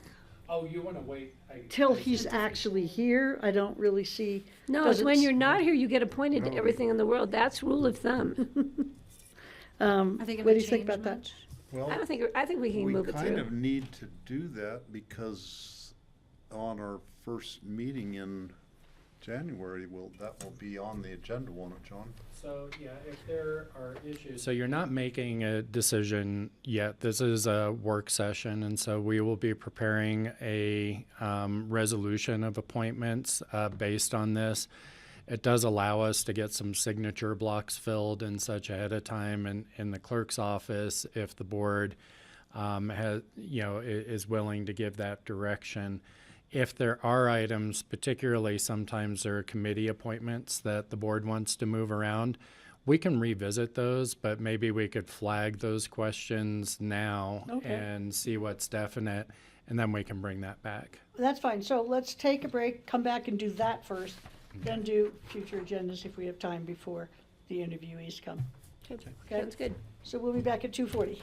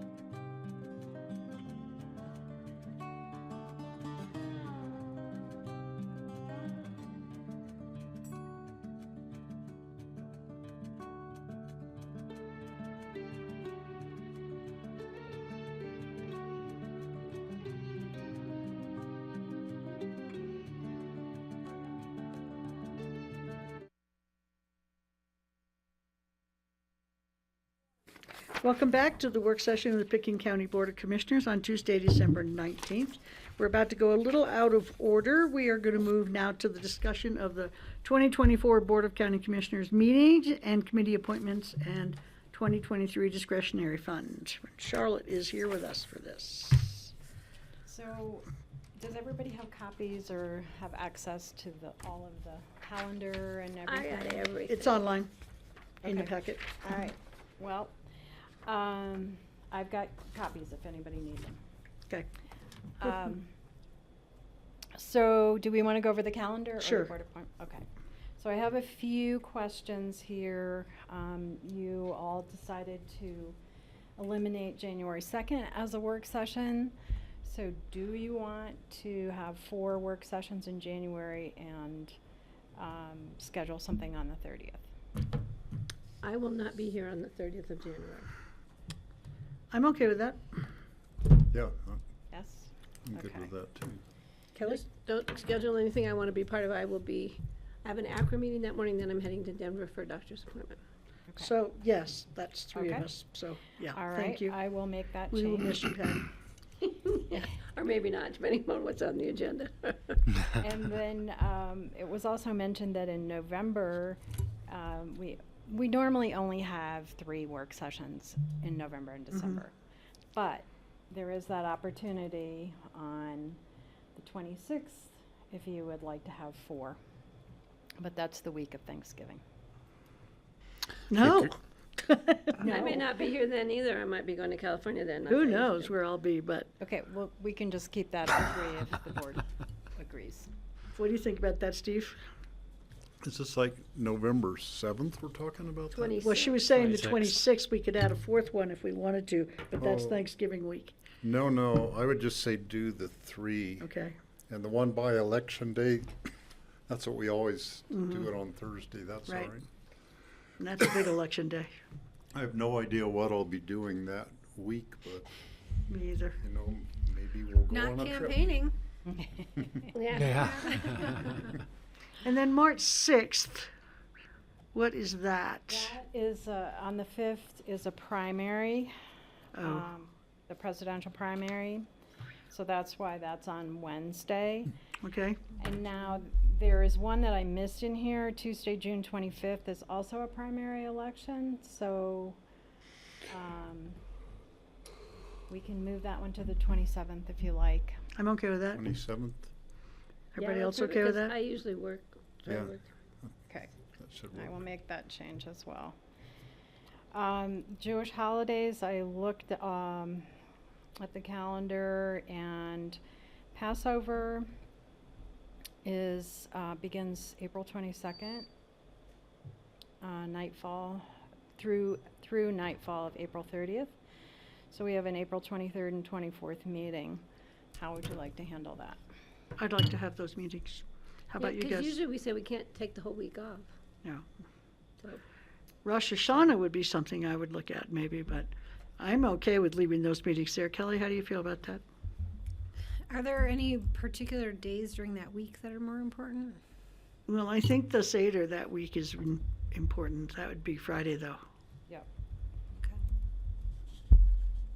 Okay. So there's,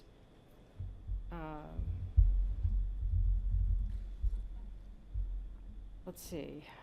So you want to keep the 23rd and 24th I'm okay with as keeping it. is? yeah, Okay. Yeah, me too. Okay. Then Shavuot is on June 11th through the 13th, and we have meetings on 11th and 12th, and there's no work permitted on I don't know what that is. 10th. It's not like Rosh Hashanah or Yom Kippur, but it is listed on their calendar as no work. So just wanted to bring that to your attention. gosh, we could be not working up the whole year pretty much. I've never heard of that, so I'm not Okay. attached to that, but Yeah, it seems to me that with employees who maybe are Jewish or some other religion and want to take a holy day off, that should be totally part of our policy. And then maybe they work another day for someone else who's taking some other day off for a reason. In terms of the public, I guess if someone came and really objected to having a meeting on a holy day,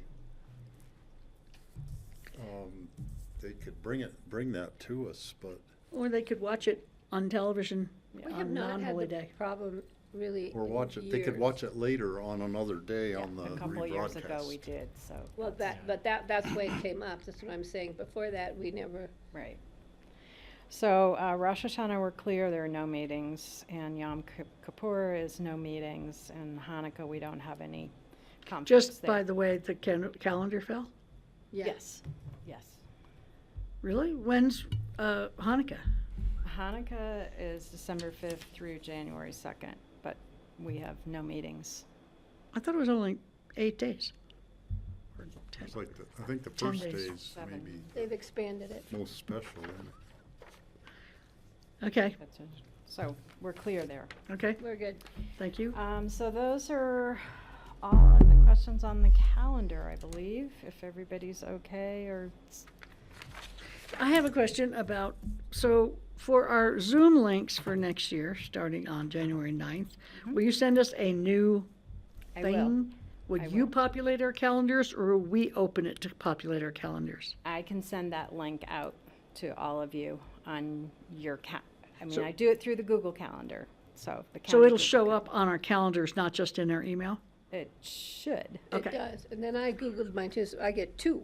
Well, I didn't notifications. get this year's, I never got the regular session ones. So the few days, I think I missed a couple of days after my surgery or something. I had to go back to January 11th email from you and open it each time. It never populated my calendar. It was Okay. last year's. Well, once I do it, I'll let you know. Okay. And then just let me know if Okay, you're thank having you. In problems. my case, I just have I always go back to your original one. I just have a quick link to that Yeah, in that's my what email. that's what I had to do. And it's real, that's what I'm used to. I haven't used the calendar link at all. Okay, well, you'll My have the case. option of both. if Yeah, you that'd be want. great. Yeah. Okay. Okay.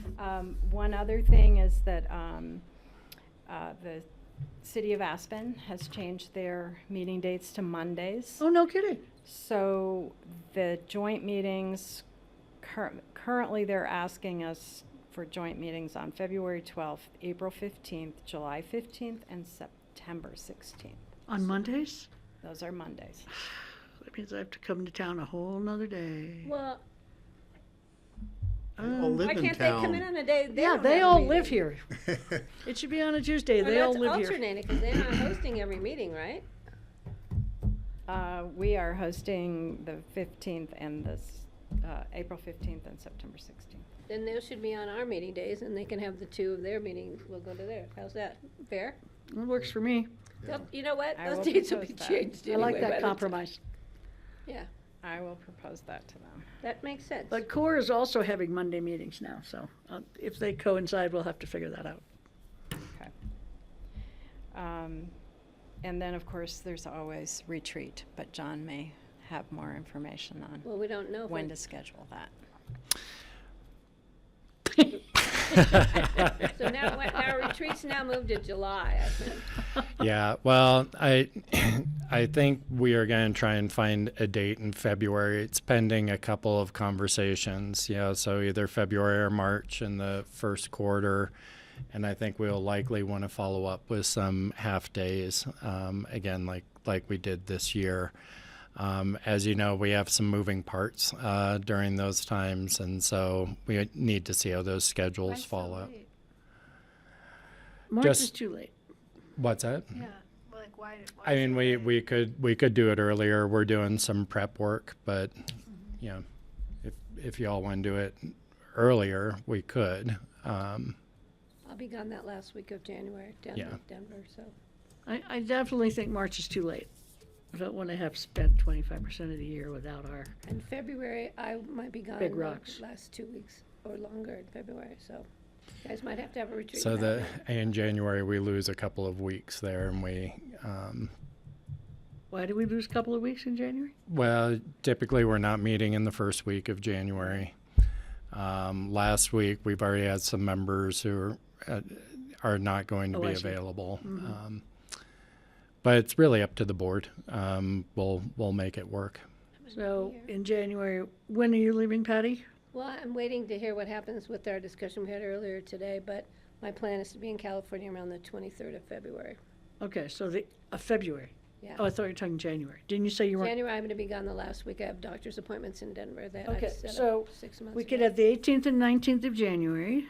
The 19th is a holiday. And the What 18th holiday is is the it? housing forum. President's Day? The, The I thought- 25th and 26th, we were gonna go to Jackson. We're not what going what to holiday is the Jackson anymore. 19th of January? President's Day. I didn't On think a we were Friday? going Oh, to Jackson. January. I'm Yeah, sorry. January. I thought you were talking That, February. that's when it was scheduled. February 19th. Yeah, so January 18th and 19th are possibilities. And The then 19th in 's a February, holiday. what? January 19th is Need to look President's up Day. CCI's schedule. that's January February. 19th is February. definitely not February. President's Day. She said it was January. Okay, so then we have the 1st and 2nd, the 8th and 9th, the 15th and 16th, the 22nd and 23rd of February. You're gone the last week? Well, I'm waiting to hear what happens with our discussion from earlier today. I may be gone most of the month Right. of January. So I would like to, I'm hoping to be in Denver, I think it's the 9th Of, of February. I'll have to look that up. So I would like to hit one of those 2 months. I would love not to wait until March if we can make that work. So CCI in January is January 25th and 26th. The steering committee Where in am I? Denver. Just got lost. February, I'll see if I can find it here. Which days in January did you say? 25th and 26th? 25th and 26th. Okay. I'm not sure of the February one. I maybe didn't enter it in here. I didn't enter the February in here.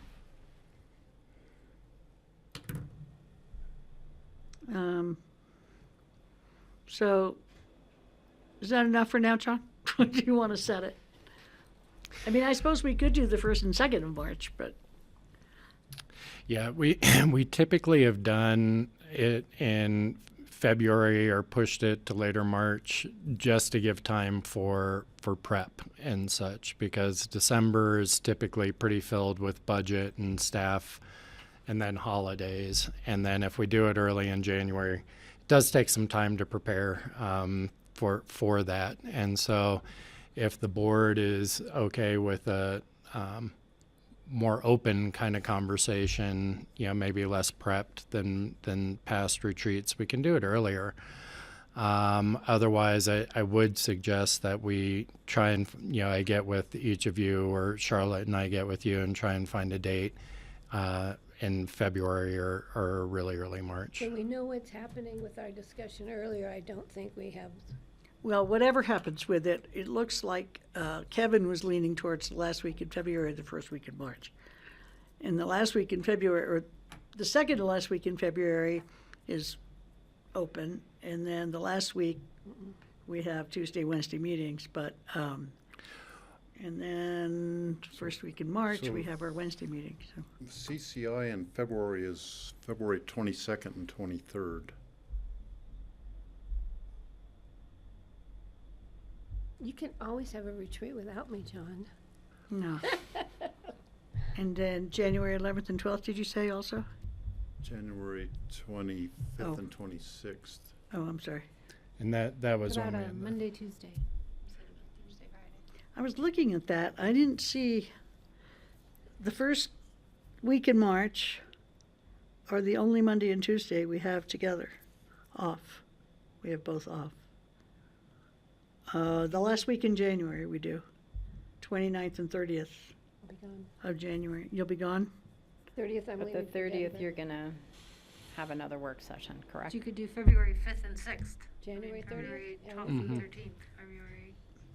Yeah. You know. February what? That's what you just said. 27. That's what they said, and I said I wouldn't be here. What'd you say, Kelly? I can't You not could- change these doctor's appointments. We could take a work session day for our retreat. Mhm. And we So have the done 5th that and in the 6th of past. February? February 5th or 6th. Does that, pending we don't have a conflict with our, other potential commitments, 5th and 6th? That sounds March pretty 5th doable. is a February, primary. February. No, this is February. February. Oh, February, okay. We can't all stay in, it's really Yeah. January, but we're calling it Does February. that, It'd be March. should we earmark 5th and 6th? Yes. February Yes. 5th and 6th? Let me just make sure that's not my thing. One thing to check, and I'm Is checking. this March you're looking at? We're February. February. February. So I've played What the Who's year are on we First talking joke for my about? kids. Yeah. Aloysius thinks it's hilarious. I can't on the 5th. February 5th is out for me. Oh, really? Yeah, How about we do the 6th and 7th? I think 6th and those, 7th would work. I think those are out for That's me. fine. I'm looking. What is that? Well, sometimes we might have to miss another meeting if we want to have a retreat with all of us. Let's see here. January, February. Oh, no, I think it's the 2nd and 3rd of February. I'm going to be gone, so that shouldn't be a problem.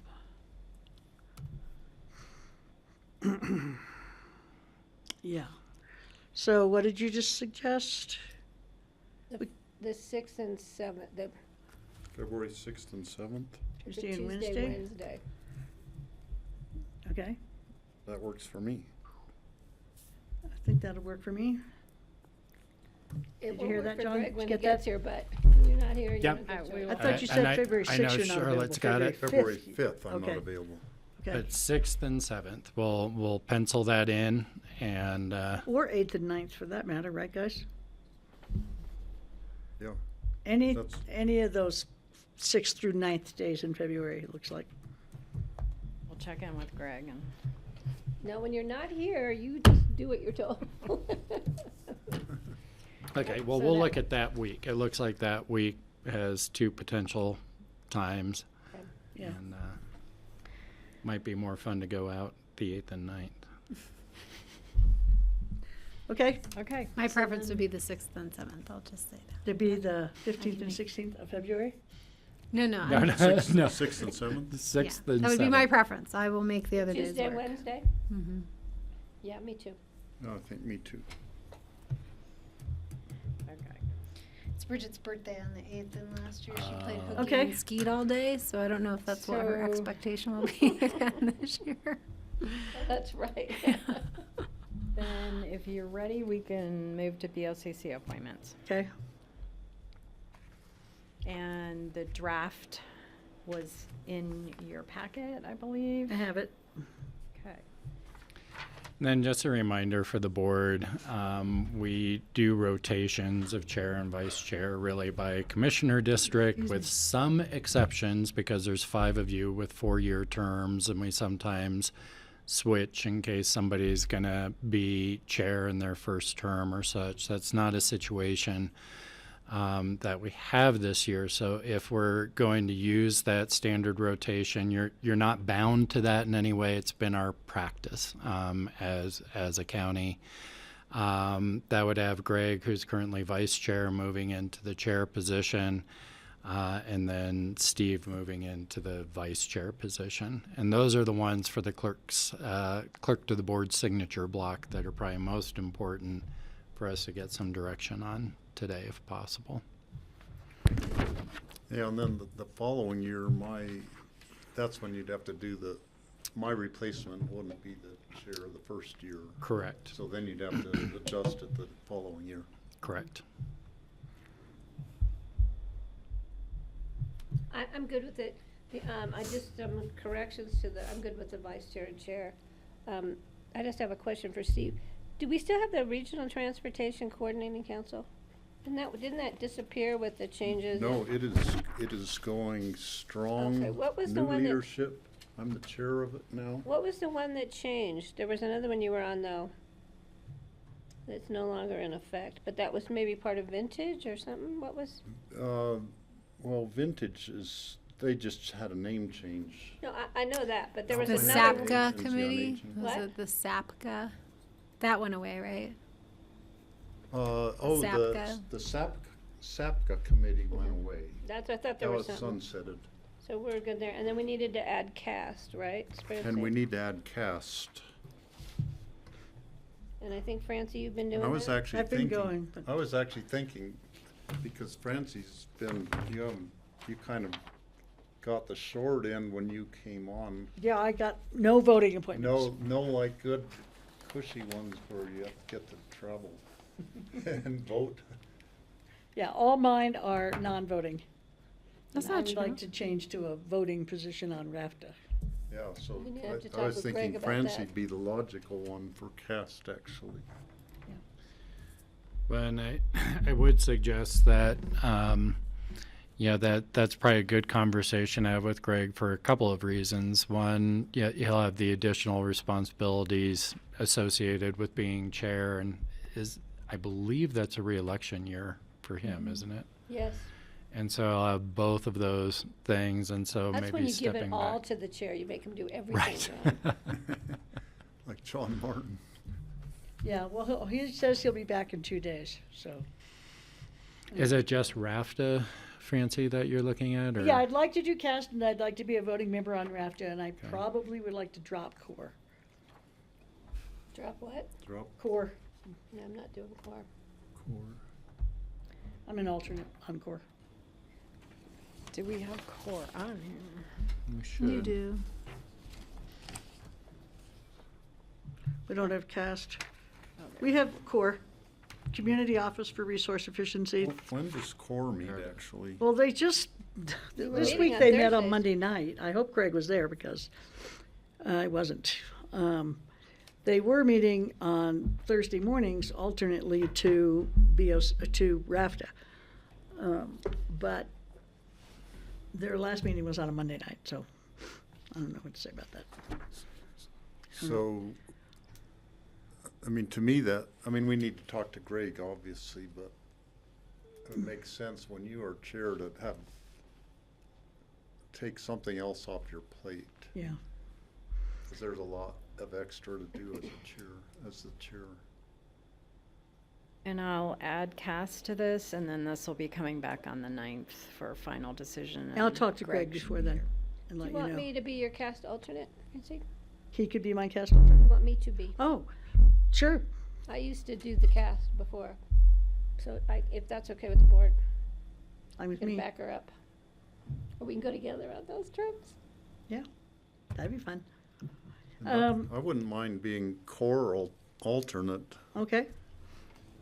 I think my dad helped start core back in, That's years awesome. ago. He was one of the founders of that in the day. No, core, With core Bill that, Sterling. that was, I think I that was will get a REM, hard that was copy, before just so I can core, I make think. these notes. Or REM came after core. I think REM came after core, yeah, because we I'll take a started. hard copy general so I can fund. make some notes. Yeah. Thank you. Does anybody else want a hard copy? No, I'm good. I'm good. On the CCI committee things, Francie and Kelly, are you I like You my good with- committees. How about you, Steve? staying how we are? Yeah, I'm good with that. Kelly's good. Though I think it's the only committee where, taxation is the only committee where both chair and vice chair are Republicans. That's a good one to be on. Well, and I have said, I was like, I'll be the vice chair if anyone needs, and we're good, Keep trying. And I'm like, isn't this the only committee where you don't have So bipartisanship? when is the election? Is it this year? They reappoint chairs, I think, every, at Every the first two- meeting every of 2 every. years, but I is can't it? It's remember steering the- committees? Then they did it last year, I'm pretty sure. Put your hat in the ring again, Kelly. I We'll all come down there and join I don't you. really want it, but they do a good job. I'm happy to keep BLM, and if Greg wants to let go of Forest Service as another thing to give him a little space this year, I'd be happy to be number one on that. It doesn't amount to much, but that's a possibility if he's interested in that. You can discuss those with him. Let us know what his opinion is. Oh, I will. He may be in Switzerland then. I'll wait till he gets back and has a chance to sleep a little bit.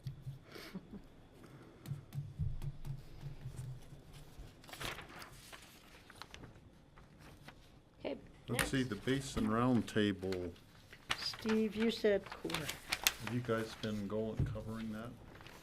Yeah, I know mostly. They do a lot of Zoom meetings instead of the Yep, in-person. I usually go on Zoom, and I occasionally miss one here and there. Lisa Tasker is usually on there with me as well.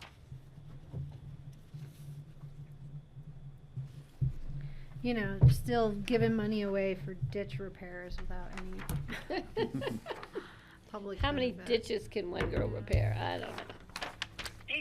Oh, jeez. I'm sorry. That wasn't Okay, supposed we to forgive you. Was that solitaire you were playing, John? I know. It's a voicemail. I was just seeing if it's something I needed to respond to right away. Everybody okay with what we just did? What we just talked about? Yep. All right, I'll talk to Greg, whatever his name is. And I'll GP, highlight those revisions and bring them back on the 9th thank you. before we do the resolution. Okay. And then the discretionary fund is the final item that I have. I have some thoughts. Is this the previously existing discretionary fund? This is the 20,000 that you started with Yeah. this year.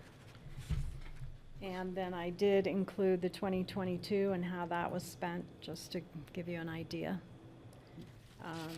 But you have $9,506.30 remaining in the 2023 fund.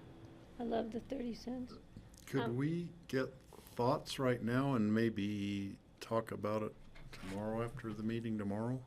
No, I'm not talking about it tomorrow after the meeting tomorrow. Well, you don't have to.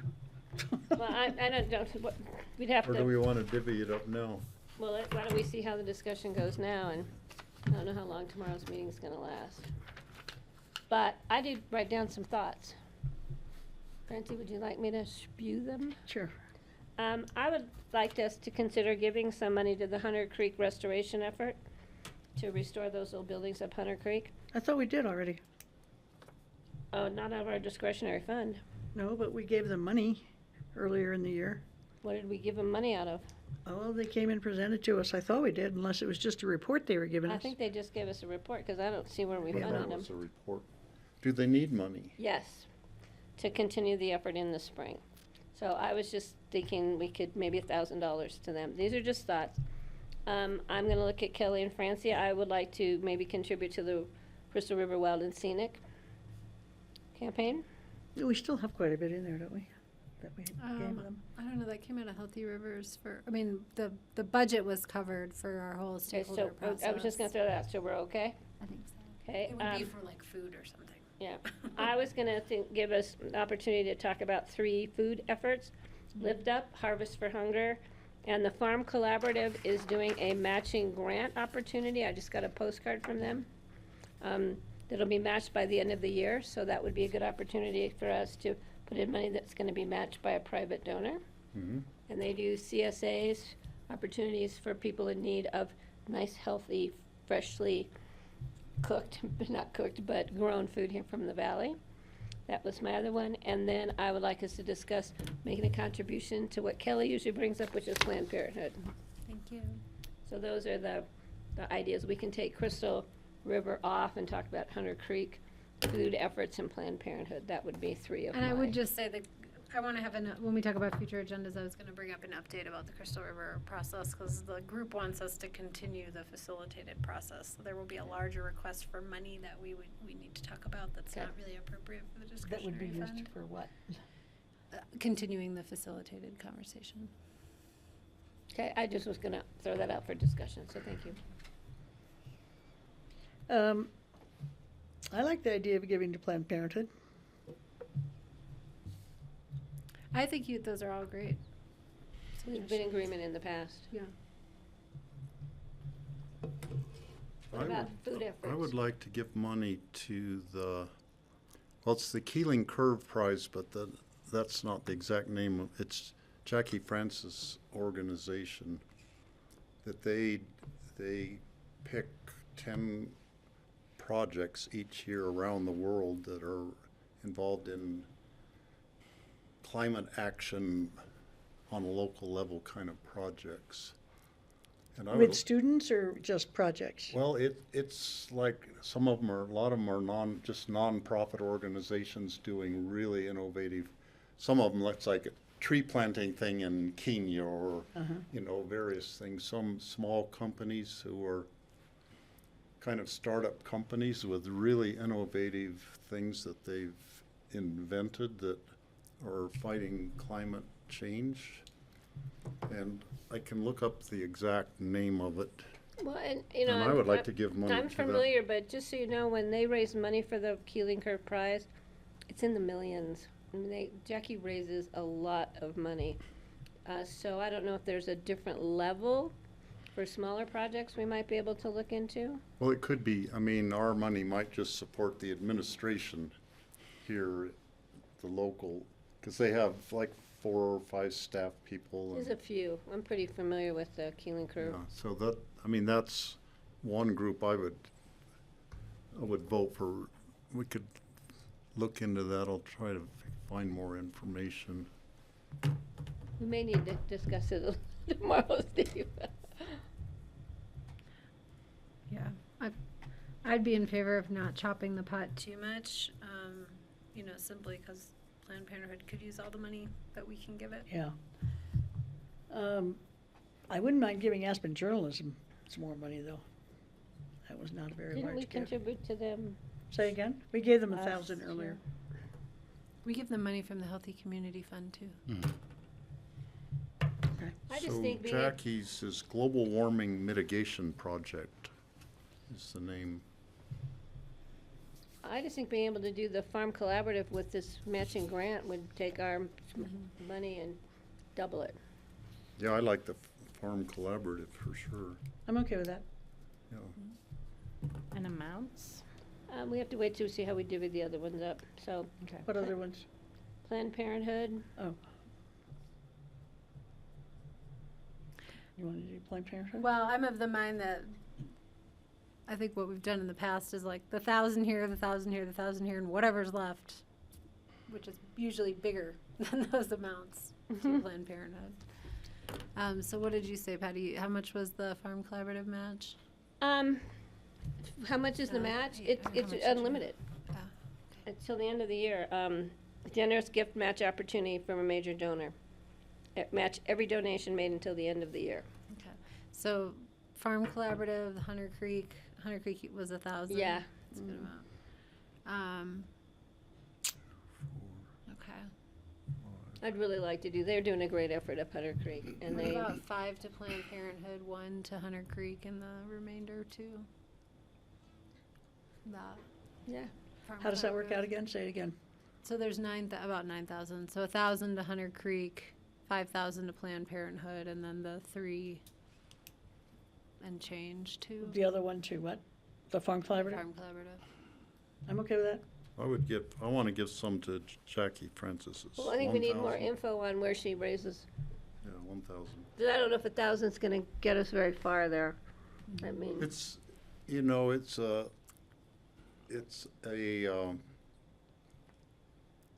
gesture, I think, to me that's important, that we are supporting them and recognizing what they do. And maybe in terms of millions of dollars they raise, it's a drop in the bucket, but would be like respecting and honoring what they do, and it could make inspire other people to donate also. That's my thought on it. I don't have a problem with that. so we'll split it down to, so we'll add that one to it, so we'll have the 4 that we contribute to. So you need to get more information to, So then we have Sure. like 4,000 to Planned Parenthood and 1,500 to the Farm Collaborative and 1,000 to Jackie and 1,000 to, what was the other one? the Hunter Creek. Yeah. And I don't know whoever gets the 30 cents, but they're gonna be lucky. We'll keep 30 cents in there to keep the account alive. We would go back to fund balance if. Oh, good, I feel so much better, we're putting money back into the fund balance. Okay, did you get that, Charlotte? Yeah, no, I did not. So, Clarify, will you, Patty, what you heard? 4,000 to Planned Parenthood. Yes, Kelly? 1,000 to Hunter Creek. got it. So that's 5. And then we were doing 1,000 to Keeling Curve. Okay. And what does that leave us? That leaves us, that's 4, 5, 6. So that leaves 7, so- 3,506.30. 2,500 then to Farm Collaborative. I think it's 3,500, isn't it? 3,500. Do we want to up the ante for Planned I'd rather Parenthood? do 5 to Planned Parenthood. Let's do and 5 to Planned 25. Parenthood. 2,500 to Farm Collaborative? Yeah. And that's a Five matching, so to that would plan. make that 5,000 So they're then- getting on that? No, that's Planned Parenthood, they're not matching. Okay, No, so, no, I mean the farm They'll get collaborative. whatever's left over. so then they'll get the 2,500. Except for the 30 cents. Francine wants that to go back to the general fund. All right, I think I've got it. Thank High you, tech. Charlotte. Thank you. Okay, thank you so much, Charlotte. Well, now we're ready for a couple of interviews. Is Colette going to be online, or is she going to show up? No, I believe she's gonna be here. Well, it's her appointment, her appointment. I think she was 3:15. Yeah. Are you Blaine? I am. Let's do that. Yeah, Lane's here, Let's do it. unless we have, Hi, I'm Thank you. Yeah, so Cortland must be family name? It's a great It name. is, yes. Go ahead, have a Yeah, seat. go ahead and have a seat. See if I can find you in here. I gotta go backwards. Thank you. Well, thank you very much for coming. I'm just Absolutely. trying Thank to you. find your information again because Page we're out of 56. order. I'm almost there, okay. And this is for the this is for the Election Commission. Correct. Oh, great. Tell us why you're interested in that. Well, you know, I've been here for 30 years, 31 something. And I volunteered during polling at times out here at the polls. And friends of mine asked if I had time that I had interest. So absolutely, it's my civic duty. I'd like to participate and help Pitkin County in any way I can, so. And Charlotte, can you remind us what the Election Commission Citizen Board does? Well, Ingrid is more in tune with that, but if there is an issue with an election, then they jump in and try to, and Kelly probably even knows more, but they meet like once a year. And, Unless they're called in. Unless unless they're needed. called, for a special session. Okay. You want to add to that? so Blaine, are you a Republican? Or what's I'm your, a registered Republican, yes. okay, because we're supposed to have a keep a split. balance, and that would actually balance having 2 Republicans and Okay, 2 Democrats, and 1 unaffiliated then would be on Okay. the board. great, So, because that's important to have that balance. absolutely. And keep in mind that Brooke Peterson, even though he's on here, He as can't be, soon as he makes this transition, he will no longer be. because he's moving out of Pickett County. He's moving out of Pitkin County. Is it Brooke moving? Brooke, he's moving out of That's what I Pickett County. thought, yeah. Just so you know, we've had discussions, because I try and work the elections as election judge, and we found that sometimes people want to get involved, but the election committee really can't be involved in the election. So people are like, well, I thought I'd really get my hands on. So sometimes you actually get to do more when you're an election judge. So I don't know, Kelly, have we recently, in years, called the election committee for issue? I mean, it's been a few years. I Yeah. was the election manager Oh. prior to running for this. So it's been 5 years. So I don't know if Ingrid has convened. Yeah, It I was don't know. never convened in the time that. Yeah. I may So- not be that busy. I may not get very busy, evidently. It's, You may not. You may be able to go somewhere and surf and sail and bike.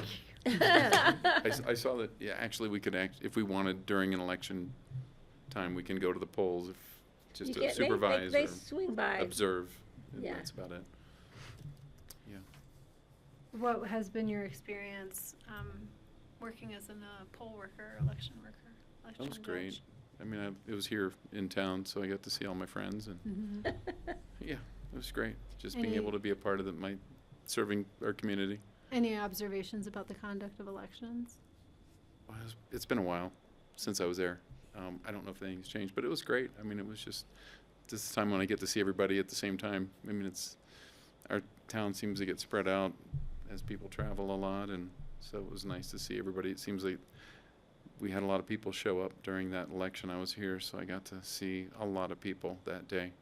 And that I was that before they instituted mail ballot Yes. voting? So it was a Yeah, it while was ago. probably Yeah. 15 or more years ago. I see. Do you have opinions about the universal mail ballot process that Colorado uses? You know, I knew mail-in balloting has always been, I mean, I always thought it was part of military when I grew up back in the 60s, 70s. It was basically, I thought it was for military or citizens that lived abroad. I didn't really know a lot of people lived abroad from America. I was just a child. But, you know, recently I guess it's taken on some importance in the news, and I really don't have a feeling either way about that. I mean, you know, I guess state to state, they have their own mandates, have the opportunity to make their decision as they want locally.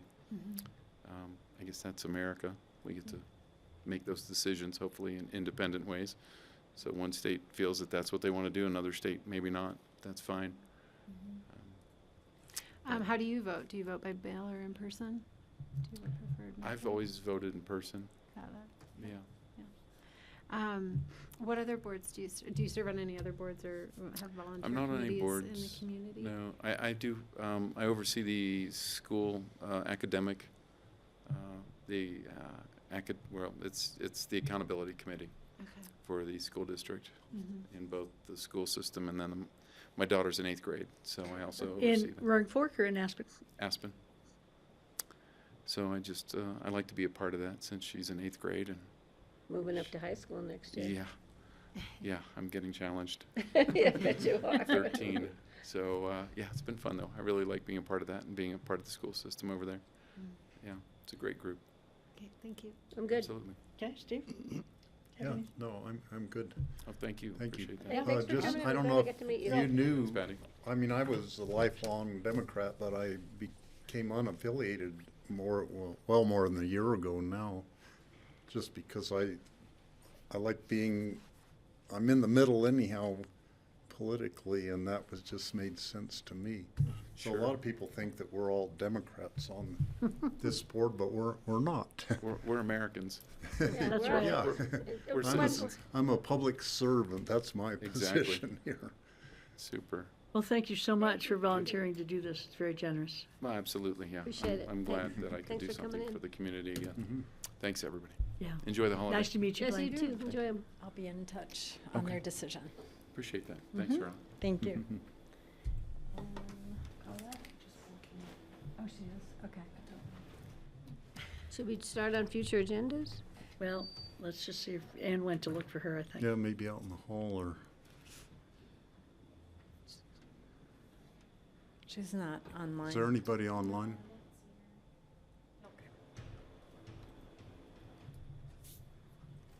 Okay, let's do future agendas.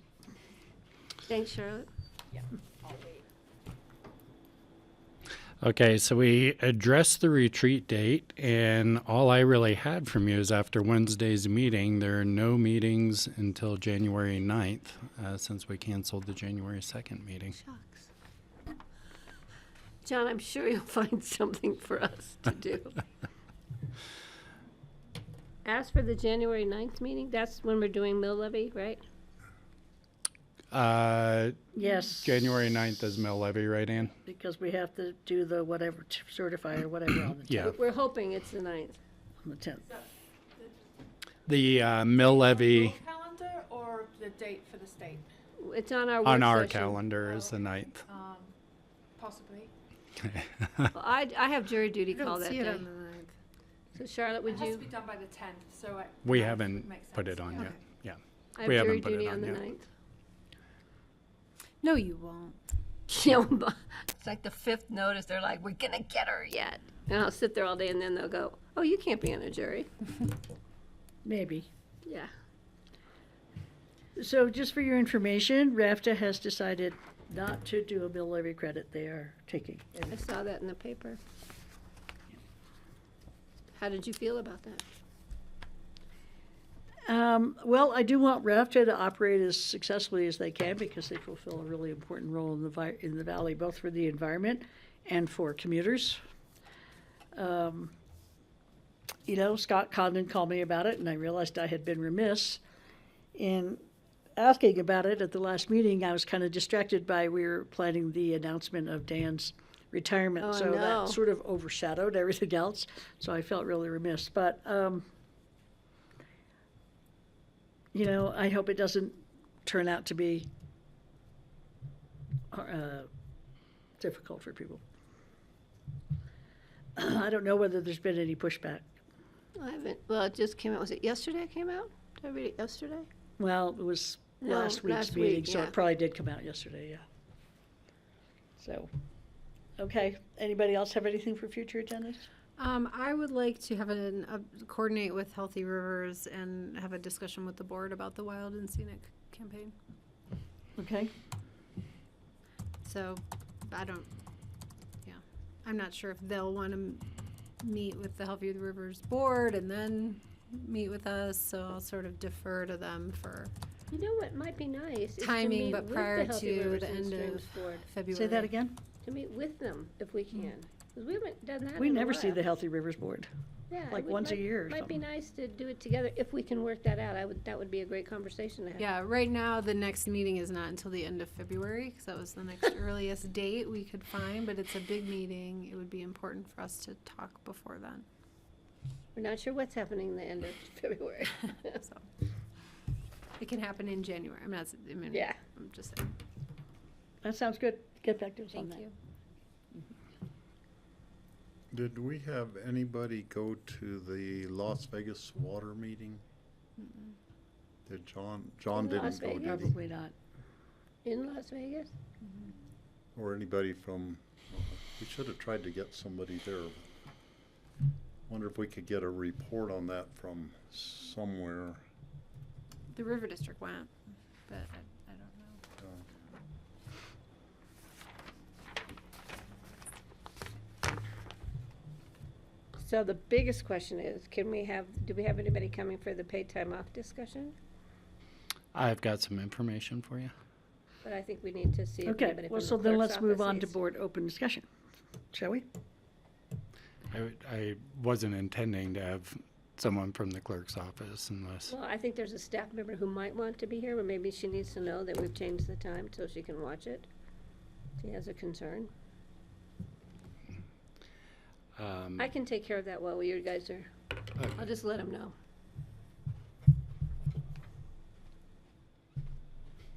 Changed it from what? It's scheduled for 4:15.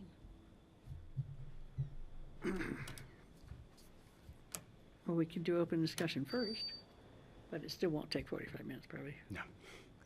I hope not. I'd love to get some time back this afternoon, so let's move it along. It's a busy week, you know? There's a lot to do.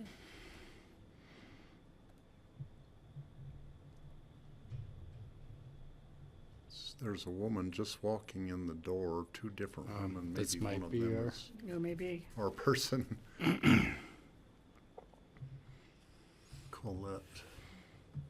So are we waiting for Patty to return or? I think we should. Patty asked for this on the agenda. Yeah, okay.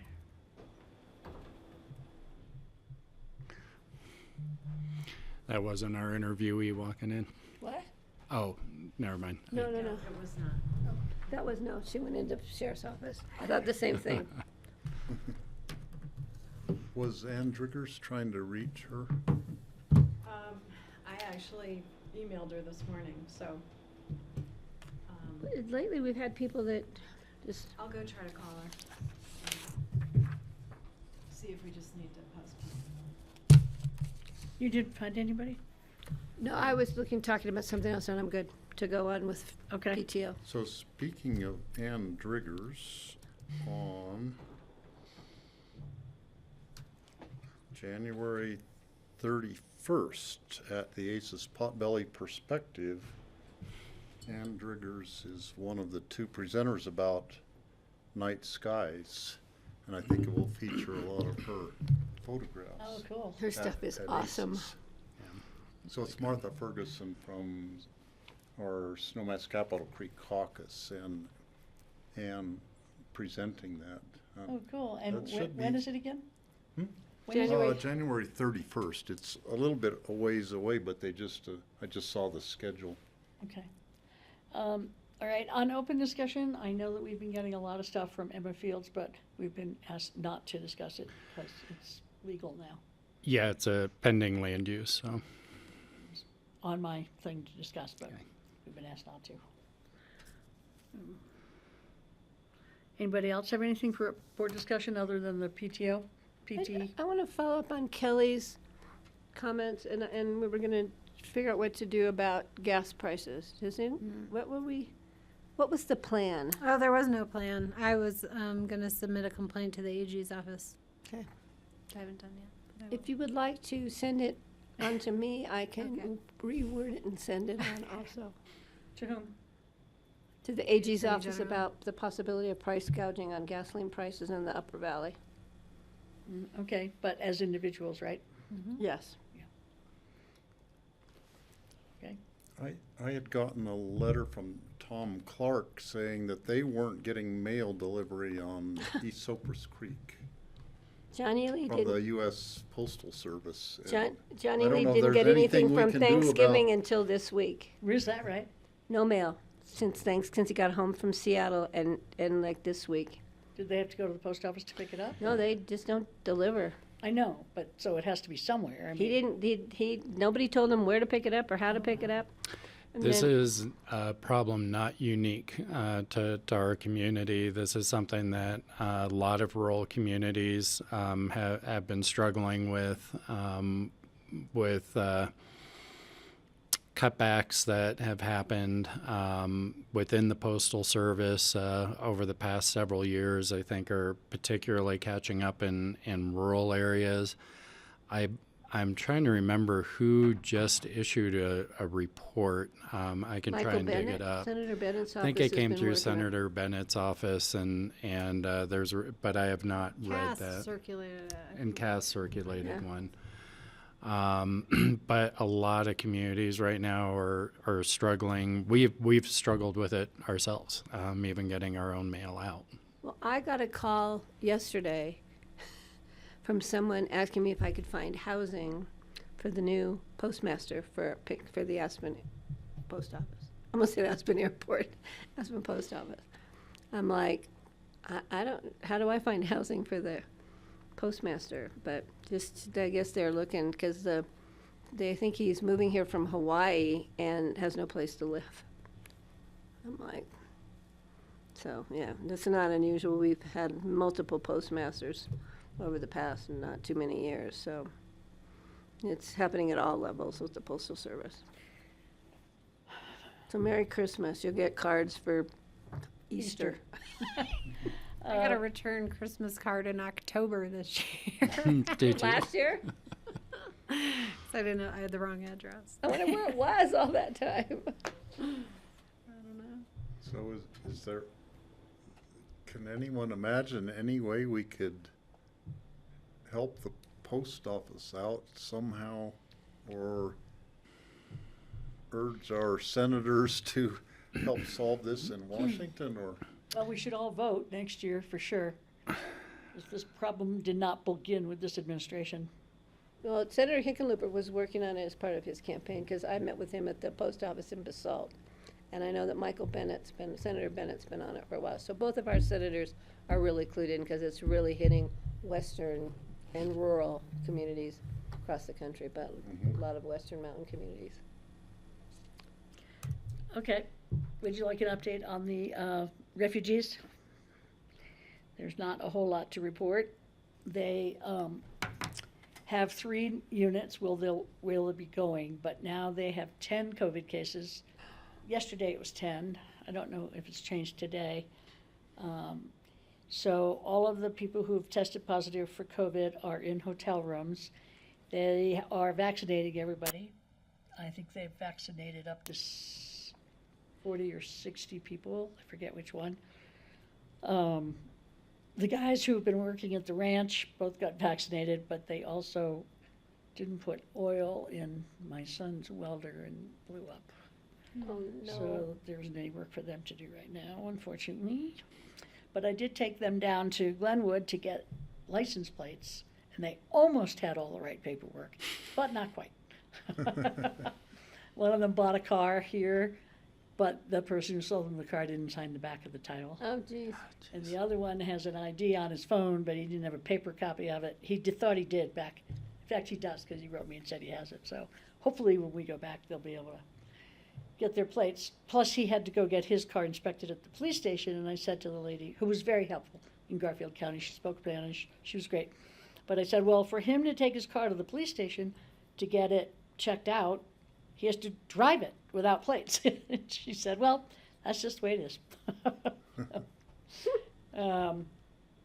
So anyway, they will be dispersed among 3 locations, probably not until after Christmas.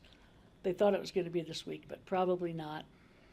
And so one is the Methodist Church in Carbondale, and one is Town Hall, and one is and the 3rd Street Center. In Town Hall, they're pulling the hard curtains in the boardroom, so the boardroom will be 2 spaces. The front room that we're used to thinking of as the boardroom will still be the boardroom. The back space will be sleeping, but they'll have to leave at 8 in the morning so it can be converted back into space for the town, and then they can re-enter at 5:30. So it's not the best situation. It's incredibly generous of Carbondale. They've really gone overboard to help keep these people safe, which is just awesome. And the meals are still being organized through Voces Unidas' person named Irene, which is Irene in English. And so she keeps a list of who's bringing them dinner. I don't know about other meals. I know there's no lunch, but there is stuff there. I mean, there's bread and peanut butter and jelly and stuff. And they have had some legal advice, and hopefully there's going to be more. And I did look up about temporary protective status, and I think, from what I read, I need to talk to the legal people, but I think they all qualify for TPS from Venezuela. They just re-upped. Venezuela is one of the countries that's available for TPS on September 20th. So I think they've all been here since September 20th, which makes them eligible if they're from Venezuela. Did they all leave for similar reasons? No, there's some different reasons. Some, I've talked to a couple who were police officers down there, and they protested against the government and then were threatened and had to leave. One of them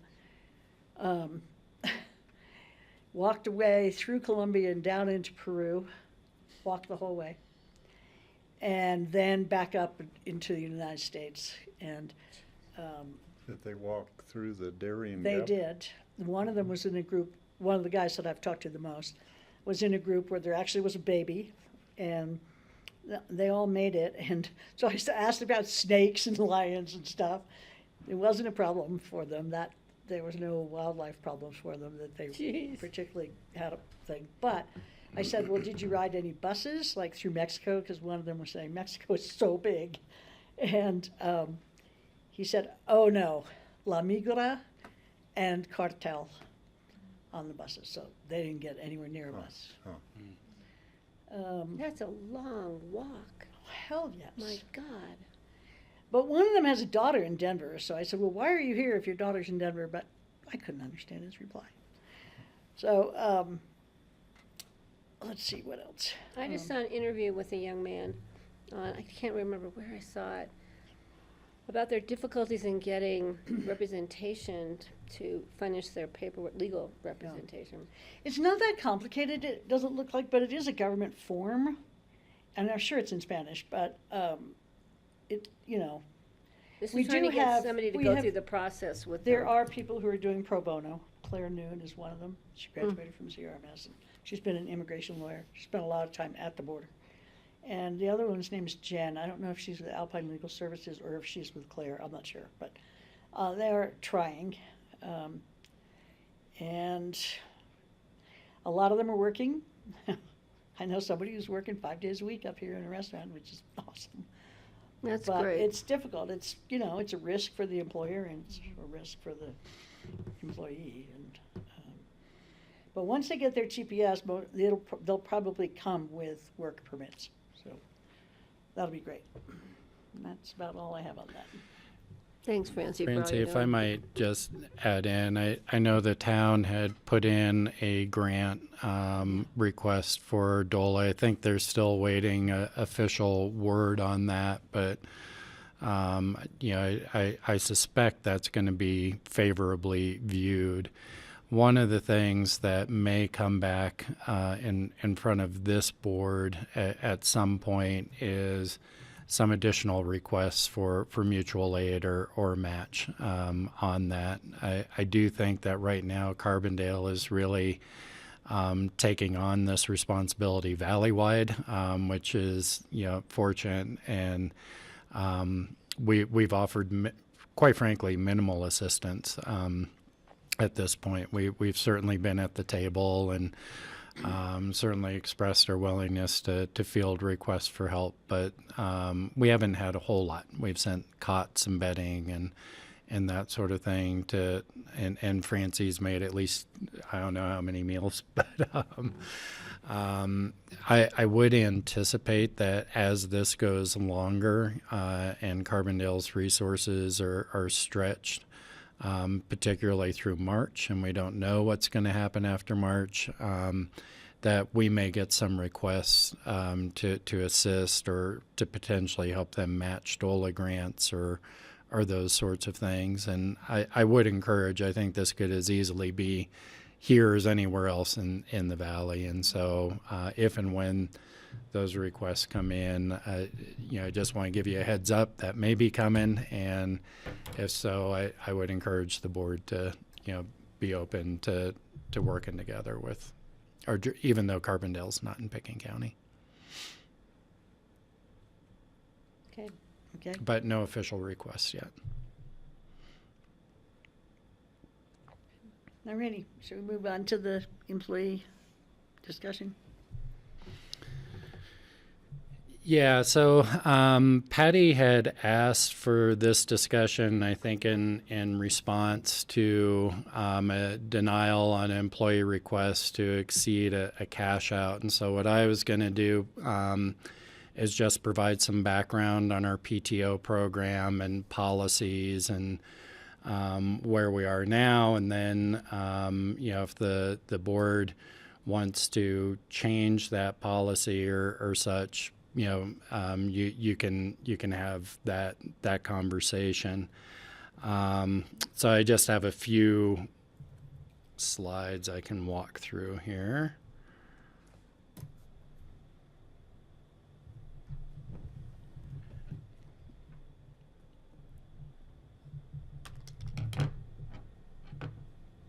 Okay. So we switched to a paid time off versus having vacation, sick time, different classifications of time a few years back at the recommendation of employee committee that was working on how we could improve our benefits and retention. We do that to recognize work-life balance, try and improve retention, and be competitive in the marketplace. So there's no just vacation time? Correct. So PTO is used if you're sick, for holidays, vacation time. There is a major sick leave component, and the particular criteria have just left my mind, but after you have had an illness or need to be out for a certain amount of time, we do have a major sick leave category also. That is not reimbursable upon separation and that can't be cashed out. But you would get paid for that extended time off during that time? Yeah. Pretty generous. So in terms of, we have 4 tiers of how paid time off is accrued. It's accrued by pay period. Our pay periods are 2-week pay periods, so 26 in a year. 0 to 3 years, you're accruing at 7.7 hours per pay period, 8.92 hours, 3 to 5 years, 5 to 10 years is 10.15 hours, and 10 years plus is 11.42 hours. And then we have a max carryover if you don't use your paid time off that you can accumulate to. And so in that tier 1, you can accumulate up to 560 hours. And if you don't use your PTO by the end of the year, if you're at 565 hours, you're going to lose that 5 hours, which I think is 5 hours. If you're at 565, So you're for gonna lose example. that 5 hours. Yeah. So- You keep a maximum accumulation of 560. Yeah. For your lifetime. Yeah, and so it goes up the longer you've been here. So if you've been here 10 years or more, maximum accrual is 754 hours. And that does create a liability because we do pay that out. That is payable time when somebody separates from the county. And So basically, if you don't use all your time and you've accrued it and you've worked for more than 10 years and you are leaving the job, you get 3 months basically of pay. Correct. So we also have a cash out program where employees, instead of using their PTO for time off, can cash out on an annual basis. And it's gone through some changes. And so before September 2021, employees were allowed to request a cash out up to 40 hours with supervisor approval. And then there was an additional 40 hours with county manager approval. Frankly, as we looked at it, there was not one that I turned down during that time, and we decided that it would be best to change that policy. And so when we amended some of the PTO policies in 2021, we just went with the maximum of 80 hours upon supervisor approval. So I was taken out of the 80 loop hours at that of cash out. Yeah, 80 hours maximum of cash out. In December of 2022, we allowed an additional cash out of 80 hours above. So for a total of 160 hours, that was a special exception that was approved by the board. For one person or time. for everybody? For everybody. For everybody who had those hours available. And part of that was because we had a lot of accumulation and we were coming out of those COVID years where particularly 2021 and such, people had carried over a lot of leave in 2020 and 2021 because we were denying a lot of vacations at that point because we needed all hands on deck for other duties as assigned. And so we had higher accumulations. And so recognizing that pressure from the pandemic and the high accumulations, we came to the board and asked for that.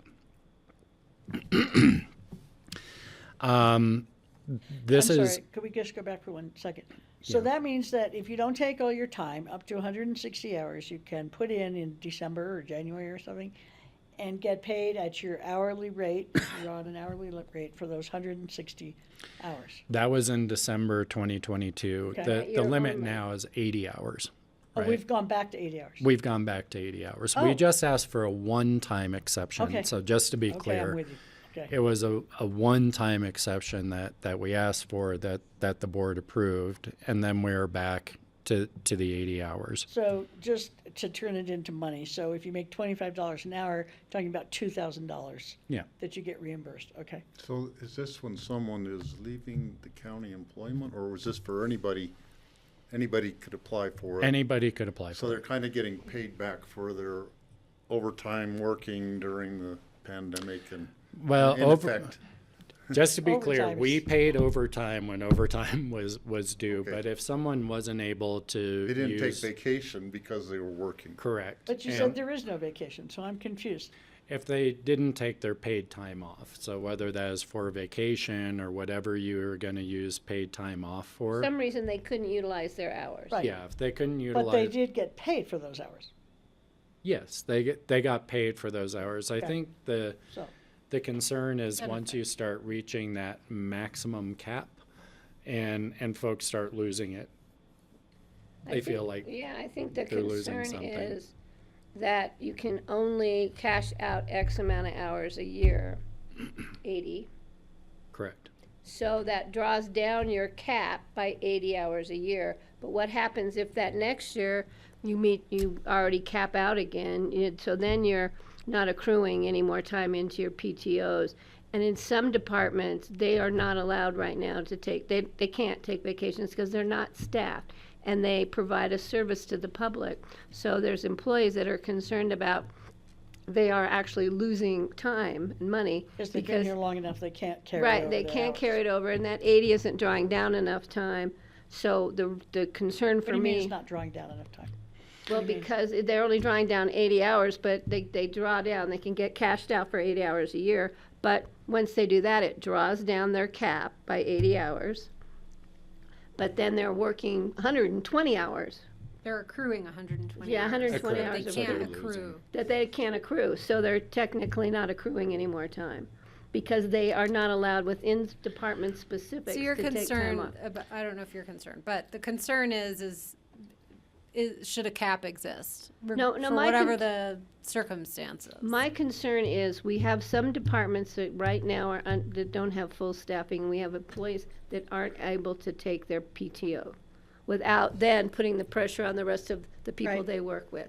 So my concern, I know, John, you have a presentation, but I'm going to cut to the quick, is that maybe we should consider the one we did in 2022, allowing them to draw down 120 hours with some certain parameters with, in departments that can prove that their employees are justified, I should say, that their employees just can't utilize their time off because they're understaffed, and that would put a hit on everybody else in their department, or it would cut back on their ability to provide public services. But they're still getting $2,000. They're not getting nothing, they're getting No, $2,000. no, they can still get paid out, but if once they get back up to their maximum, they can't accrue any more PTO. So you're asking them to be able to accrue more in their sort of lifetime thing? I'm asking them to be able to get paid out more in a year, like we did in 2022. Yeah, so Not right accrue now, more, but get paid more this year. Yeah. Be able to access more. Right now, depending on how accruals happen across the county, we have between 13 and 15 employees, again, depending on how they use their time towards the end of the year here, who may lose time at the end of the year, who may, just because they didn't take PTO or what have you. And that's going to span different departments, facilities, community development, my office, clerk's office, the assessor, solid waste, SO, public works, attorney, and IT all have employees that I think are in the situation. And the Patty, clerk's office is big because they are understaffed. So none of well, these the are clerk's by office choice? has held a vacancy for the last year, and so that's a They also have an employee that's concern. out on Family Medical Leave Act. No, The clerk's office doesn't? it has a vacancy that is not.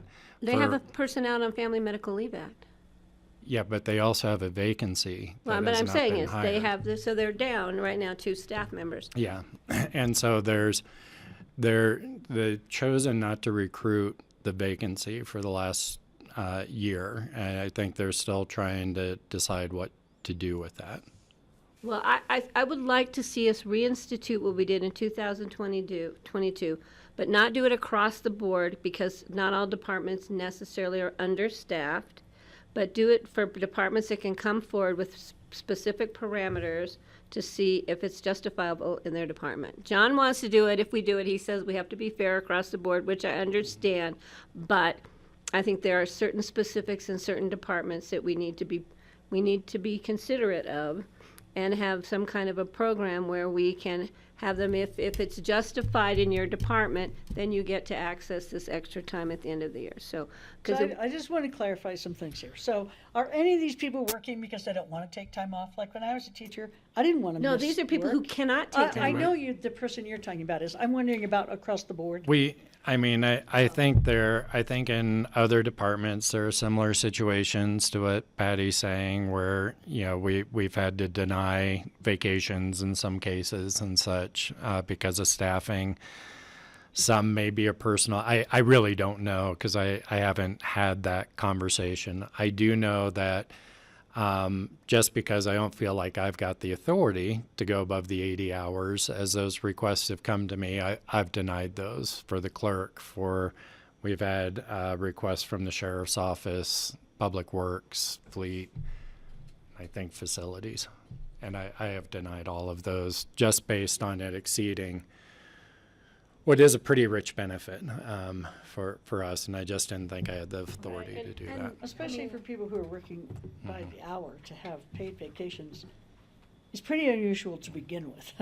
Well, Most people who work by the hour don't have paid vacations. They take their vacations and they don't accrue hours during that time. That's not true in professional settings. There's plenty of employees Well, who there's a are lot of employees that who we are have that aren't professional.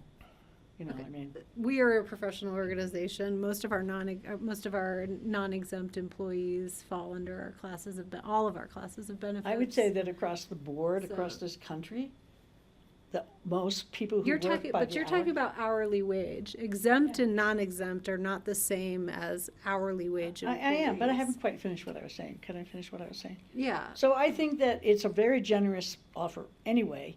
We're way above the norm in our valley for what we offer.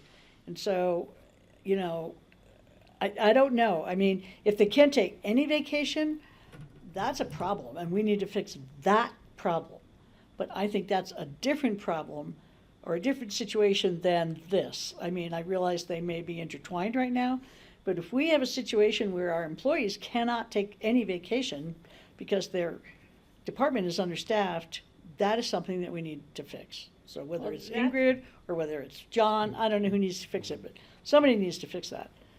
And I think that $2,000 of extra pay is a lot of money for extra pay for, I mean, how many people are eligible for this now, did you say? Well, yeah, every employee who has the PTO can cash out up to 80 hours. Right. In terms of employees that are in a position where they'll exceed the maximum accumulation by the cutoff, we're between 13 and 15. We don't know how people are going to take their time, but I'd say between 13 and 15 employees. So right you, now. if we decided to do this, you would then have to go back to those people that you denied and offer it to them? Well, I think what I would recommend is some just more objective criteria across the organization. So you're not, because otherwise you're going to have everyone in here, asking you all to approve an exception. And, what I'd suggest is either if the problem you're trying to avoid is employees losing at the end of this year, maybe we tie it to that. If you People want, who are maxed out in yeah, their yeah. If you have employees who are, and maybe we set a threshold, like if you're at 90-something% of your accrual by this date, you can cash out an additional 40 hours or 80, whatever you all choose. Mm-hmm. Patty, I think you're saying something different. I am saying something Yeah, different. I'm yeah. saying that there are some departments where people are accrued, but they have chosen, like Francie said, just not to take a vacation and accrue this money. But we have some people that are in situations where they cannot utilize their PTOs without putting detriment to their department, their coworkers, and public service. And I think we need to have some guidelines and parameters, so not everybody can run in and say, well, I couldn't take vacation, but you're fully staffed, you don't necessarily provide a public service that you're cut. I mean, I think staff can come up with those parameters. So we don't have to offer it necessarily across the board. If you fit these parameters, yes, you get what we did in 2022. Because if we're talking employee retention, we're going to be losing employees because they're losing money technically working for us without getting the opportunity to take vacations. If we're going to be looking at the possibility of creating more workspace in Basalt for certain employees who can work in Basalt, what are we doing for the people who have to work in this office and some of them who can't take vacations? So we're talking equity and fairness. I think this is a way, if your department qualifies and our department is now understaffed and we're putting pressure like Fleet, we're putting pressure on our mechanics. The only way then we can maybe keep them, retain them, and keep them from going to work for, Berthoud Motors is to provide this opportunity for them if they fit these parameters. That's what I'm asking for, and I think it's fair. Do we have, there's some things that are a little troubling for me in this conversation, but, the benefit is not, like, we're not being, sure, it's generous, but it's not generous to provide this benefit. right? Like, it is part of the contract of employment that we've entered into, that the employee is entitled to the hours that they've accrued. And we have placed a cap on them, you know, for several reasons. One, because it is a liability, but I think more importantly because we want people to take time off. Like, that's what creates a healthy workforce. So, you know, I guess, you know, I agree with Francie that to me the problem is that people can't take time off. I'm more concerned about that than folks, you know, wanting to draw down more money, because I do feel like it's, hey, the benefit is conditional, right? The benefit is conditional on you using the benefit. The benefit is an extra pay. The benefit is time off for you to recoup and have a balanced life, you know? So I guess I'm wondering, do we have standards upon which supervisors can reject vacation requests? Like, do we have standards on which, you know, they have to make those vacation requests? I get how, you know, vacations can cause stress on other parts of the department, but, you know, I don't want there to be, like, I think that's more problematic if an employee can't take the time off they need or want. You know, some of that is for illness, some of that is for medical reasons, some of that is for family Just reasons, mental some of health that is reasons. you know, whatever. Like, that's why it's PTO. We don't need to know your reason. It's Yeah. your time off. Kelly, I'm just a little, I don't know, like, that to me is the bigger concern. I'm comfortable with a cap. I'm less comfortable with folks not being able to take their time. And Kelly, I totally agree with that, but right now we can't fix the problem in some departments with recruiting people that we can't find to fill positions. Well, there So hasn't been this an would be a limited thing, and it would help to I think to retain the employees we have in those departments in some way by showing them we appreciate the fact that they work for us. Because it's it's hopefully an extenuating service. And hopefully I mean, if a department is choosing not to hire people or not prioritizing that, that's a little harder. Those are things we need to follow up on. Those are really good questions. But I'm saying I think this is something we need to seriously look at, because we focused our budget on employee retention, and I think this has a lot to do with employee retention in many factors. Yeah, I agree with Patty in terms of if employees were not allowed to take their vacation because the department needed them, the public needed them. They didn't have a choice. I think they should be compensated with whatever, an extra 40 hours. Extra 80, like we did in 2022. Yeah.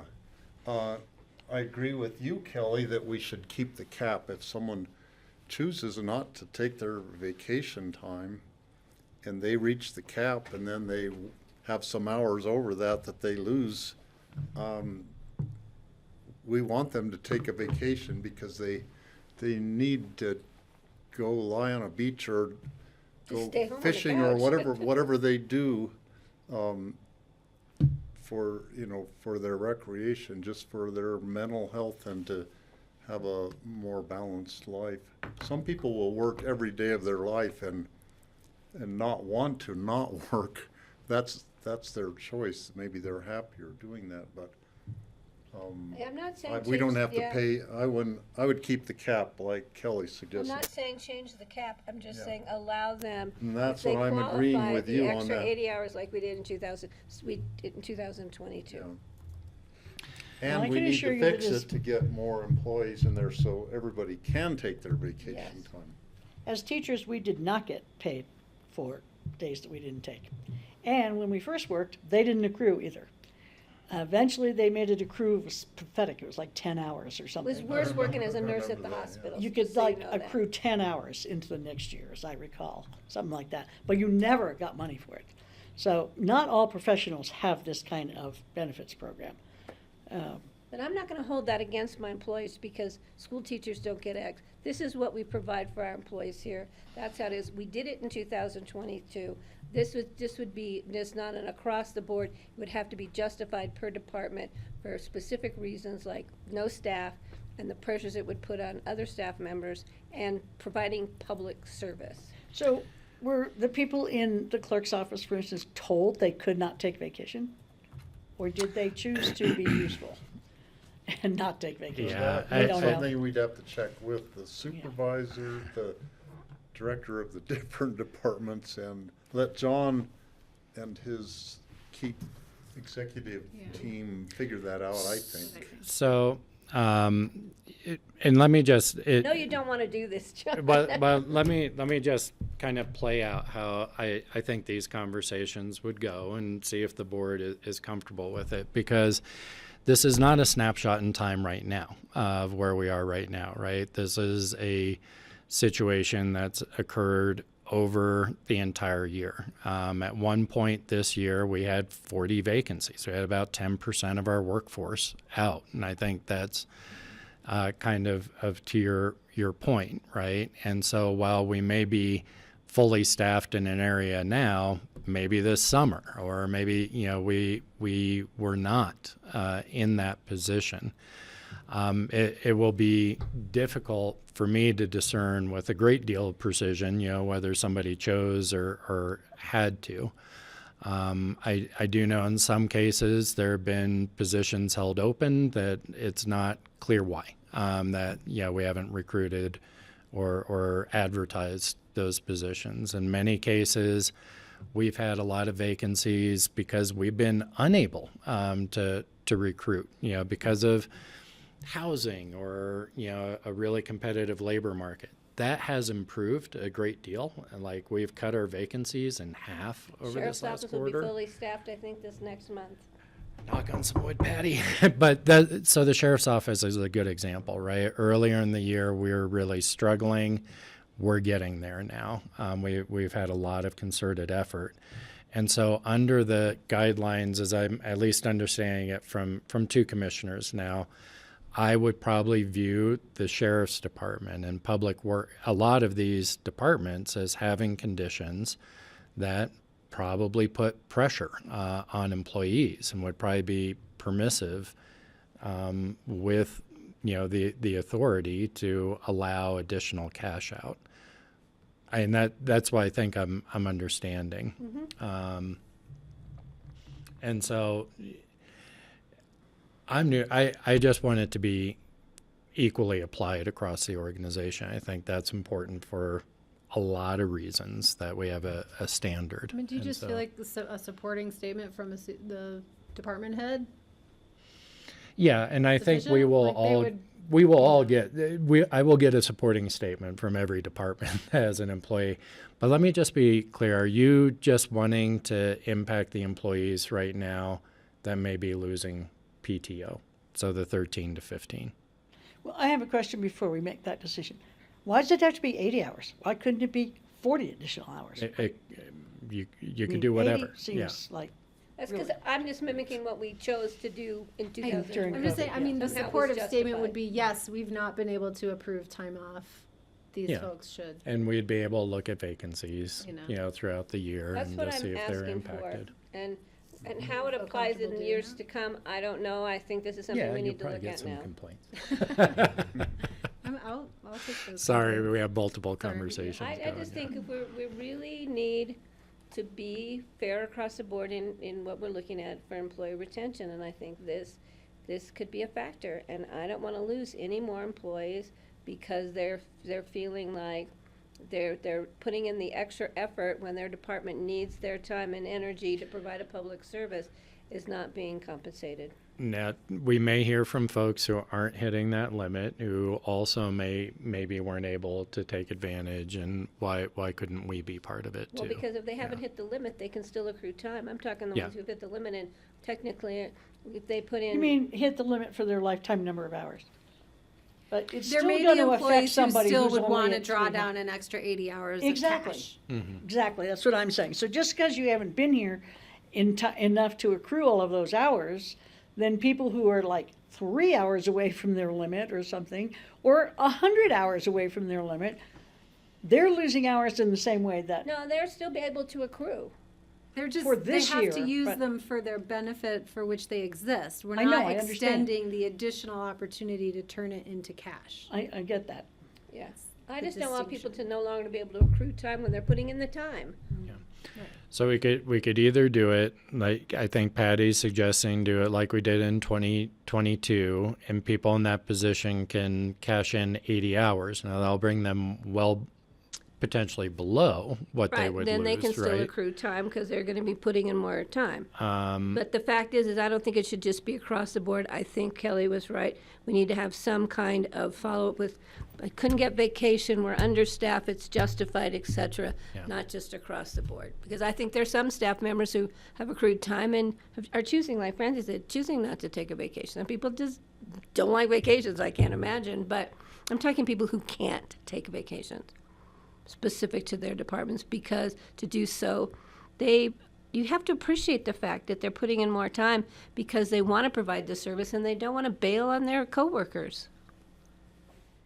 I would rather extend their a possibility for accrued time than pay them cash. They still get paid cash at the end of the day when they leave. And that one of the reasons we didn't want to do that we reeled that, because we did have some larger accruals before we did our paid time off, is it creates a pretty large, like we have almost a $4 million liability on our books. If everyone resigned today, we'd have a bigger problem on our hands and some salary savings too. But But none of us could take a vacation. And so we're trying to limit that maximum liability on our books. And so it is an option. I see just, that. I see yeah, what you're saying. yeah.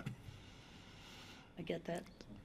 Can we look at this opportunity and call it our theme of employee retention, and that we need to be looking at what we can do to keep the employees that we have employed here with us, and reward them in some way when they are not able to use their paid time off for certain parameters.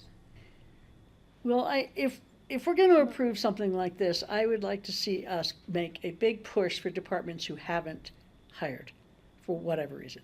If they've tried and they've been unable to hire, that's one thing. I But- don't But disagree if with they that. haven't tried to hire, which I know has happened, then they need to get their act together, because that's ridiculous to put that pressure on your employees. So, and whether it has to come from us or whatever, those supervisors need to recruit and make this go away. I didn't understand that when you hire, like, for motor vehicles in the clerk's office, you can't just walk into work. You have to go through a whole training thing with the state for all that. Well, the same with the sheriff's office. And it's not as bad as dispatch, where you're in training for 6 months or something. Yeah, I mean, most of our jobs actually have a lot of training. There's a lot. Except for commissioners, they just, they No, there's a lot of training for you guys too.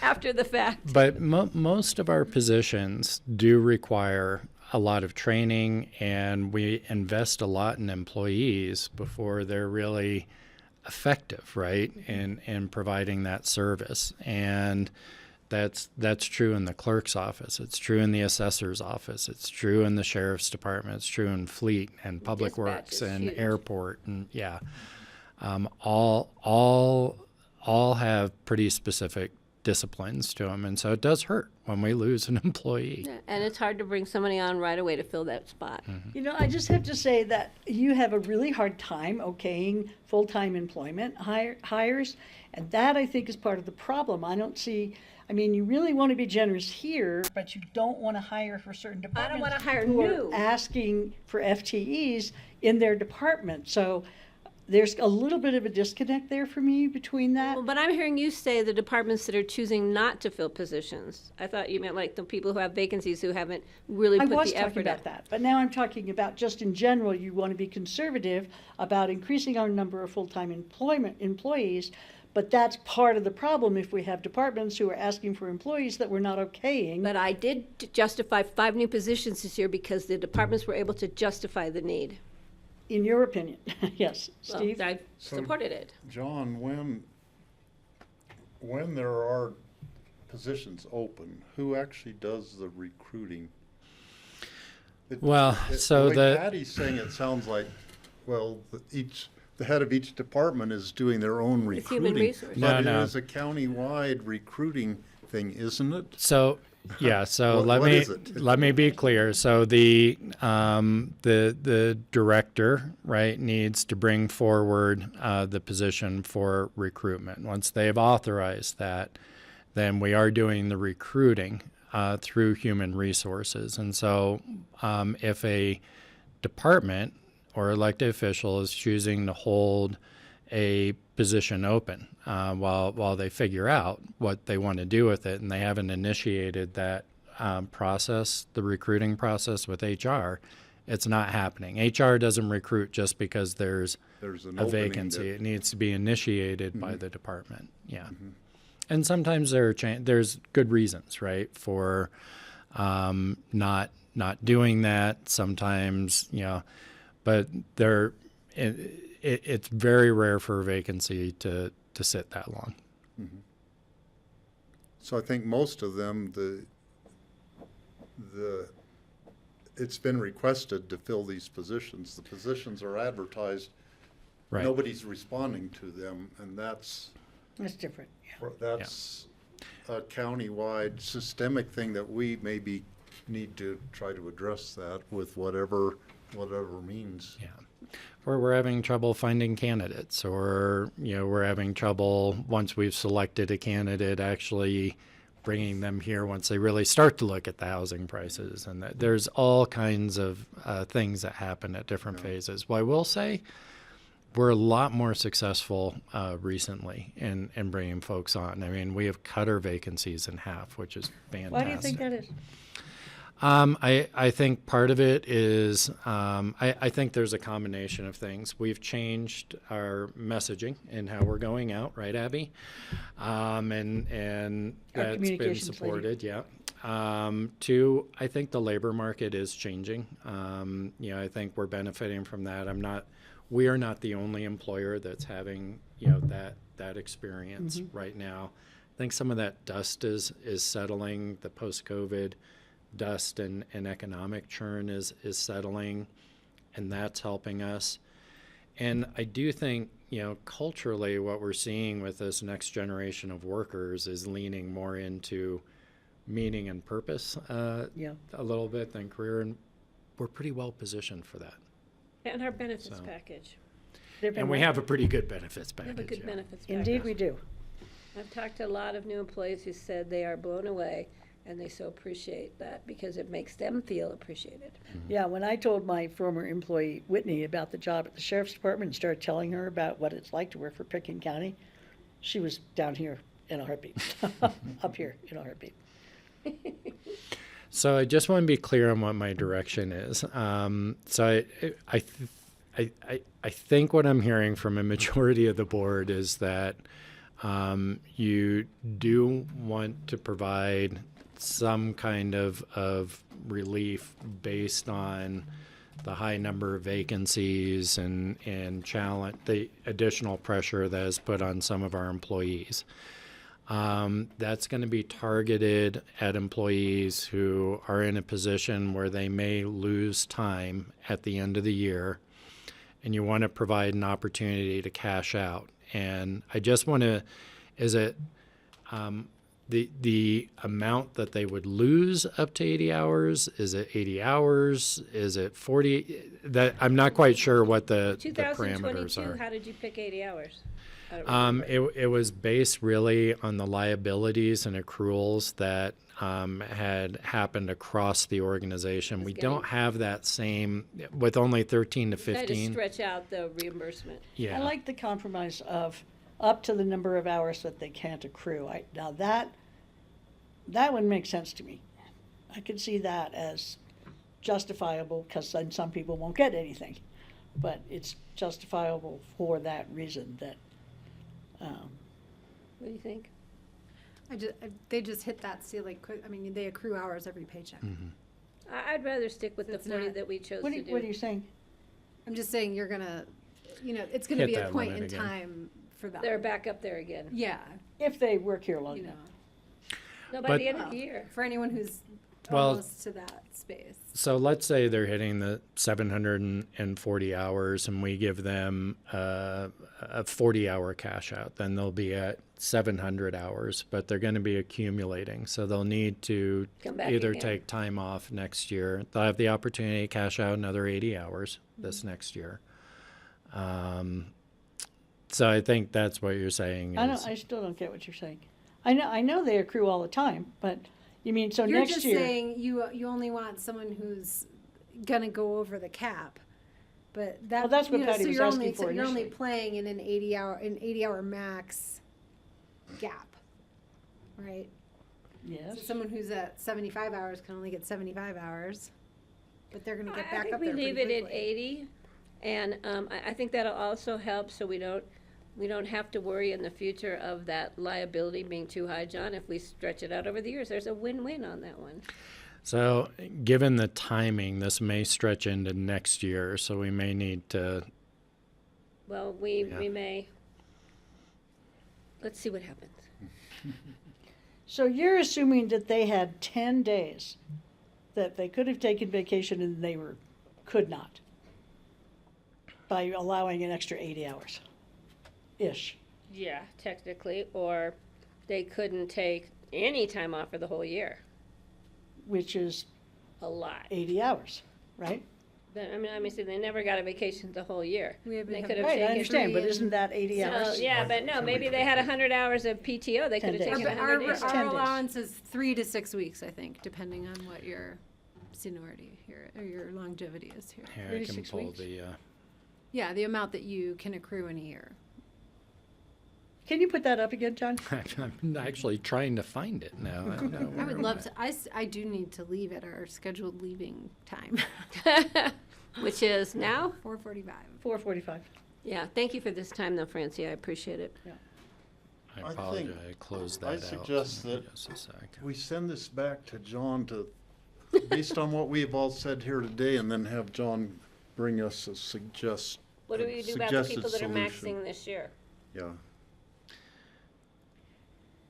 Well, let me work on that. I have a good answer for you right now.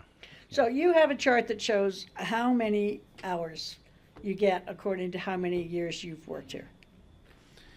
And if we allow 80 extra hours, that's 10 days of vacation that we're assuming they didn't take for one reason or another. They're just converting their 10-day vacation benefit into cash. Which they can do 80 hours now every year if they chose to. And so can they cash out every year rather than accruing? Is that an option? John? They can cash out 80 hours every year. That's an option? Yeah, Every they- year you could just take your unused hours and get money for it and not accrue. They can cash out. We have an up to 80-hour cash out. So our current policy is right here. Employees may request up to 80 hours per calendar year. We do have supervisor approval with that, and sometimes we want our supervisors to be able to talk about work-life balance. And we have had those discussions that, hey, we think you should we take want them to vacation. be. Yeah, versus a full cash out and that sort of thing. Those are legit discussions for us to have. The accruals, so you have 26 pay periods in a year. So it'd be 26 times the 7 for the lowest and 26 times the 11. So it's generous. So doing the math, if someone had worked here 10 years and they have 700 hours accumulated that they didn't take on vacation time, that's almost 2 weeks. That's like 10 years they never took a vacation is kind of what that's saying. Which, like a 2-week vacation every year, they they could still would have used, they wouldn't have accrued 700 hours. They would be closer to 0 to 50 hours or something that they didn't use for. I've seen employees leave this employment with a lot of money Yeah, in cash so- out because they just were not able to take time. If you're a 10-year employee, In some cases, they were not. yeah, if you're a 10-year employee, you're accumulating almost 297 hours a year. Okay, so if Oh, you they took 2 accumulate weeks, more per year. Yeah. Correct. Oh, correct. the more years they work. So you- Okay, I didn't have that part of the formula. Correct. And so, you know, if you're 10 plus years, you're accumulating at 11.42 hours a pay period, right? So that's 296 hours a Okay. year. Now, all the holiday hours come out of that, and the potential 2-week vacation, the short sick times, those sorts of things. But there is an accrual that generally happens. Okay, I didn't have that part of the formula. Mm-hmm. So 750 or something is the max? Is that what it is? 754. Oh, I'm sorry. I meant to, 754. I pulled it up and I didn't share it with you. That wasn't very nice of you. I know. But, okay. Abby, why won't this show my Take a picture of it this time. screen? Why won't it So show it's a little this? savings account. Yeah, I'm that's gonna right. only take 10 days, but or it's 5 not- days of vacation this year, and then I'm gonna put the Oh. rest into this savings account. Because next year I want to go to England for 3 weeks. And I want to have money to go so Sorry, I can they're cash the out X amount of accruals. I hours and still have apologize. money I to go on thought those vacation. were up. And take vacation. And then I'm going to come back and slave for those commissioners. Okay, I've So it's got about direction that you want $20,000. us to do something for employees. I don't think it's clear to me what the maximum is. I would like to stay with the 2022. Yeah, with I the hear that. extra 80. I think that's a lot. I would vote for 40. I think the whole thing is, I don't like the whole thing. I don't like it. I mean, it's an incredibly generous benefit. If you're working in the motor vehicle department and somebody doesn't show up, so you don't get your day off, then take it at a different time of the year. I mean, I don't want to say no, but I don't like the precedent that it sets, because we're already by far giving people so much more time off, or accrued time off, or money. And I just don't like the precedent it's setting. But I'm not going to say no, because it seems to be a supervisor Why problem. don't you take it out of the supervisor's bank and move it to Exactly. the employee's bank, and then everyone will take And then their you have to look vacation. at the commissioners can take, the commissioners technically can take as much time off as they want. And, you know, we don't get it to accrue any PTOs that we can cash out, but, so, you know, and I just think if we're gonna, it's hard to recruit employees, it's hard to keep in employees, and this is something we need to do that, to me, No, is a I agree. renegade. I mean, this is something that I don't feel the need to be this far in the weeds on, so I'm very comfortable with John Peacock, you know, having some testimony from a supervisor saying these employees could not take their time And off. 80 hours? You know, fine. Yeah, I'm just looking for a cap, 80. but, so I got 80, 40, 80. 80's fine. I mean, it's 10%, it's almost 10% of what their max is. Steve, you okay No, with 80? I think keeping at the 80. And then if there's these exceptions that Patty was talking about, maybe 40 more is. No, I just or leave it, no, something's- don't make it any more complicated for John than we've You already don't made wanna, it. you don't wanna go there. Just And- do an extra 80 if we have some justification that they were not able to take their vacation for staffing issues. I mean, it just wasn't their choice, they didn't wanna. Yeah. So what if your best friend is your supervisor, and your supervisor says, oh yeah, hey, perfectly You know what, justified? I only have You so don't- much control. I don't even have control over that guy across from me, so I don't know. I keep saying I work for him and he argues with me. Okay. Frank, are Anything you else ready for to go? open discussion? Okay, I move we're we out of here. adjourn. Tomorrow we have early 9:45 again tomorrow, correct? Yeah, we Yes. have, thank you for that reminder. So we have an exec tomorrow morning, so 9:45 to call the exec. 10 In o'clock this for the room. exec. We have to do that now in this room all the time, if we're gonna publish We have in the to open BOCC the meeting here meeting. now because Yeah. it's It's been a in mistake. the BOCC. Oh. board room. So Got for the it. last 3 years, it's been a mistake to open them upstairs. Thank you. We're off. We're off.